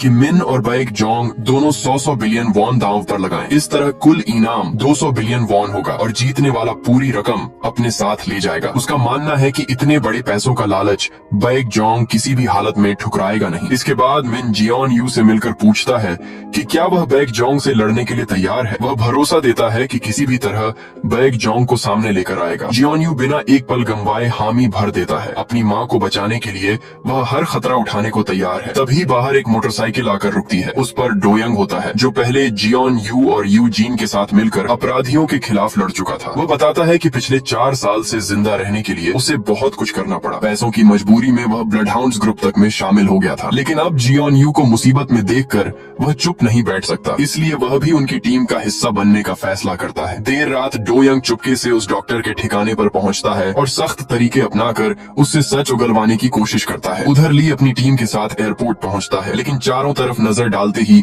उसे समझ आ जाता है कि पूरा इलाका NIS एजेंट से घिरा हुआ है। वहाँ से निकलना लगभग नामुमकिन है। यह खबर सुनकर बैक जोंग का गुस्सा 7वें आसमान पर पहुंच जाता है। वह ली को धमकी देता है कि अगर इस बार भी कोई गड़बड़ हुई तो वह उसके पूरे परिवार को खत्म कर देगा। कुछ देर बाद मिन किसी तरह बैक जोंग से संपर्क कर लेता है और उसे 2 बनाम 2 की फाइट का प्रस्ताव देता है। बैक जोंग भड़क उठता है। उसे यकीन ही नहीं होता कि कोई मामूली आदमी उसे चुनौती देने की हिम्मत कर रहा है। गुस्से में वह कहता है कि सबसे पहले जियोन यू की मां को तड़पाकर मारेगा, लेकिन मिन बिल्कुल नहीं घबराता। वह बिना कुछ कहे फोन काट देता है। इस बात से बैक जोंग अपना आपा खो देता है और उसी वक्त जियोन यू की मां को मारने का फैसला कर लेता है। तभी ली उसे रोकता है और याद दिलाता है कि उनके बच निकलने का यही आखिरी मौका है। इसके बाद ली खुद मिन को फोन करता है और नई शर्तें रखता है। अगर जियोन यू की टीम जीत गई तो बंधक को तुरंत छोड़ दिया जाएगा, लेकिन अगर वे हार गए तो मिन को 100 बिलियन वॉन नकद देने होंगे और उनके भागने के लिए एक प्राइवेट जेट भी तैयार रखना होगा। मजबूरी में मिन इन शर्तों को मान लेता है। फाइट में अब सिर्फ 10 दिन बाकी होते हैं। जियोन यू और यू जिन बैक जोंग के पुराने कोच से मिलने जाते हैं। बैक जोंग की सारी करतूतें सुनने के बाद कोच तय करता है कि अब सच छिपाने का कोई मतलब नहीं है। वह बताता है कि बैक जोंग का दायां हाथ बिजली जैसी रफ्तार से चलता है, जबकि उसके बाएं हाथ में बहुत जबरदस्त ताकत है। सबसे खतरनाक बात यह है कि वह सामने वाले की चाल बहुत जल्दी समझ लेता है और उसी हिसाब से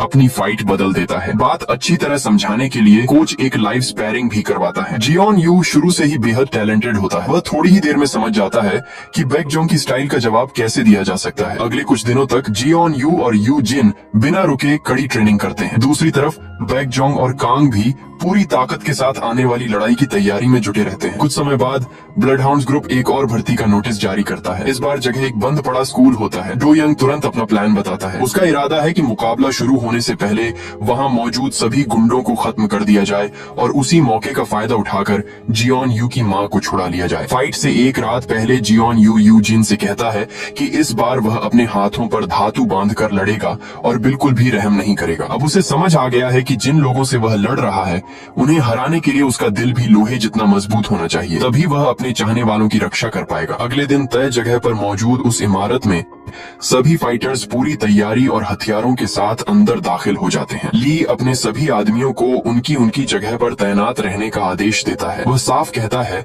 कि अगर किसी से भी छोटी सी गलती हुई तो उसे उसी समय मौत की सजा मिलेगी। थोड़ी देर बाद मिन अपनी टीम के साथ वहां पहुंच जाता है। हैकर उसके डिजिटल वॉलेट की जांच करने लगता है, लेकिन उसी दौरान ताइयोंग चुपके से उनके पूरे सिस्टम में घुस जाती है और हैकिंग शुरू कर देती है। इसके बाद चारों फाइटर्स आखिरी मुकाबले की तैयारी के लिए रिंग की तरफ बढ़ते हैं। सबसे पहले बैक जोंग रिंग में उतरता है, लेकिन सब लोग उस वक्त हैरान रह जाते हैं जब उसके सामने जियोन यू नहीं बल्कि यूजीन खड़ा होता है। दोनों की ताकत में बहुत बड़ा फर्क होने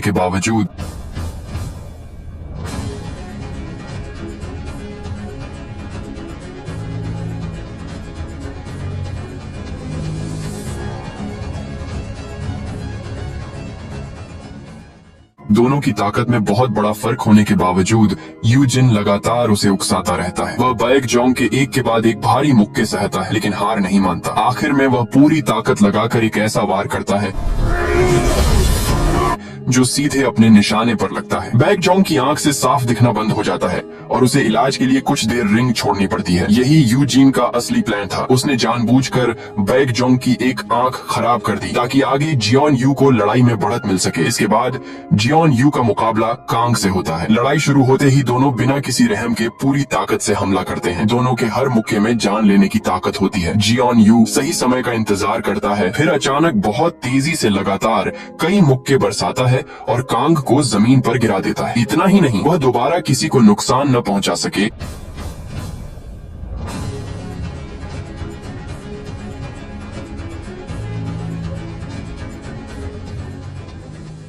और कांग को जमीन पर गिरा देता है। इतना ही नहीं, वह दोबारा किसी को नुकसान न पहुंचा सके, इसलिए जियोन यू वहीं उसका हाथ तोड़ देता है। उधर दूसरी तरफ डो यंग भी अपना मिशन शुरू कर देता है। वह एक एक करके सभी गार्ड्स को खत्म करता हुआ आगे बढ़ता है, लेकिन जिस बंधक को छुड़ाने वह पहुंचा था वह असल में भेष बदल कर बैठी एक महिला हत्यारिन निकलती है। डो यंग उसे मार तो देता है, लेकिन खुद भी बहुत बुरी तरह घायल हो जाता है। बेहोश होने से पहले वह वो जोंग को जियोन यू की माँ की सही लोकेशन भेज देता है। इसी बीच जियोन यू और बैक जोंग की आखिरी फाइट शुरू हो जाती है। दोनों इतनी तेजी से मुक्के चलाते हैं कि किसी को समझ ही नहीं आता कौन भारी पड़ रहा है। कुछ देर बाद जियोन यू बैक जोंग की घायल आंख पर एक जोरदार मुक्का मार देता है। धुंधला दिखाई देने के बावजूद बैक जोंग पलटवार करता है।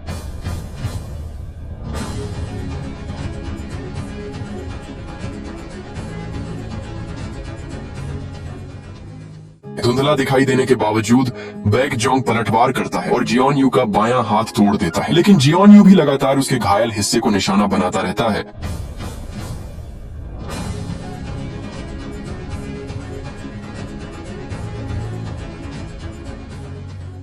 लेकिन जियोन यू भी लगातार उसके घायल हिस्से को निशाना बनाता रहता है और आखिर में बैक जोंग का दायां हाथ भी बेकार कर देता है। अब दोनों सिर्फ एक एक हाथ से लड़ रहे होते हैं।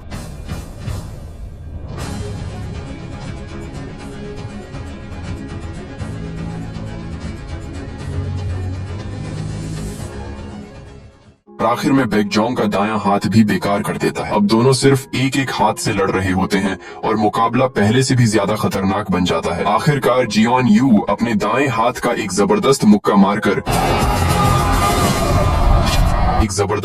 मारकर बैक जोंग को हरा देता है। दूसरी बिल्डिंग में वू जोंग जियोन यू की मां तक पहुंच जाता है, लेकिन वहां ली उन्हें बंधक बनाकर खड़ा होता है। खतरे की परवाह किए बिना वू जोंग तुरंत गोली चला देता है। ली वहीं मारा जाता है और जियोन यू की मां आजाद हो जाती है। कुछ ही देर में पुलिस पूरे इलाके को घेर लेती है। आखिरकार जियोन यू, जिन और उसकी मां एक दूसरे से मिल जाते हैं। ऐसा लगता है कि सारी मुश्किलें खत्म हो चुकी हैं, लेकिन उसी रात एक और चौंकाने वाली घटना हो जाती है। जब अपराधियों को जेल ले जाया जा रहा होता है तभी अचानक एजेंट शिन ह्यूंग वहां पहुंचता है। वह एक बटन दबाता है और पूरा सुरंग अंधेरे में डूब जाता है। अगले ही पल काले कपड़े पहने दो आदमी गाड़ी के शीशे तोड़ते हैं और बैक जोंग को वहां से निकाल कर ले जाते हैं। कुछ समय बाद मिन के फोन पर एक फोटो आती है जिसमें बैक जोंग के सिर में गोली लगी हुई दिखाई देती है। यह देखकर मेन राहत की सांस लेते हुए मुस्कुरा देता है। देर रात जियोन यू अचानक एक डरावने सपने से जाग जाता है। उसका दिल बार बार कह रहा होता है कि कुछ ठीक नहीं है। उसे अंदर से एहसास होता है कि बैक जोंग अभी जिंदा है और एक दिन जरूर वापस आएगा, और सच में ऐसा ही होता है। शिन ह्यूंग ने बैक जोंग को मारा ही नहीं था, उसने उसे अपने साथ काम करने का प्रस्ताव दिया था। वह बताता है कि अमेरिकी investor Ian 1 ton drugs Korea में तस्करी करके लाने वाला है, इसलिए उसे इयान तक पहुंचने और उसे पकड़ने के लिए बैक जोंग जैसे ब्लड हाउंड की जरूरत है। कोई दूसरा रास्ता न देखकर बैक जोंग उसकी बात मान लेता है। कहानी के आखिर में एक सैनिक यून की लाश को देखता है। उसकी आंखों में गुस्सा साफ दिखाई देता है, जिससे यह इशारा मिल जाता है कि आगे आने वाली कहानी में एक नया और खतरनाक मुकाबला देखने को मिल सकता है। और दोस्तों, यहीं पर ब्लड हाउंड सीजन 2 की पूरी कहानी खत्म हो जाती है। अगर आपको यह सीरीज पसंद आई हो तो वीडियो को लाइक जरूर करें। चैनल पर नए हैं तो सब्सक्राइब करना बिल्कुल मत भूलिए, क्योंकि आगे भी ऐसी ही जबरदस्त मूवीज और वेब सीरीज की पूरी कहानी आसान हिंदी में लेकर आते रहेंगे। अब मिलते हैं अगली शानदार कहानी के साथ। तब तक अपना ध्यान रखिए। धन्यवाद।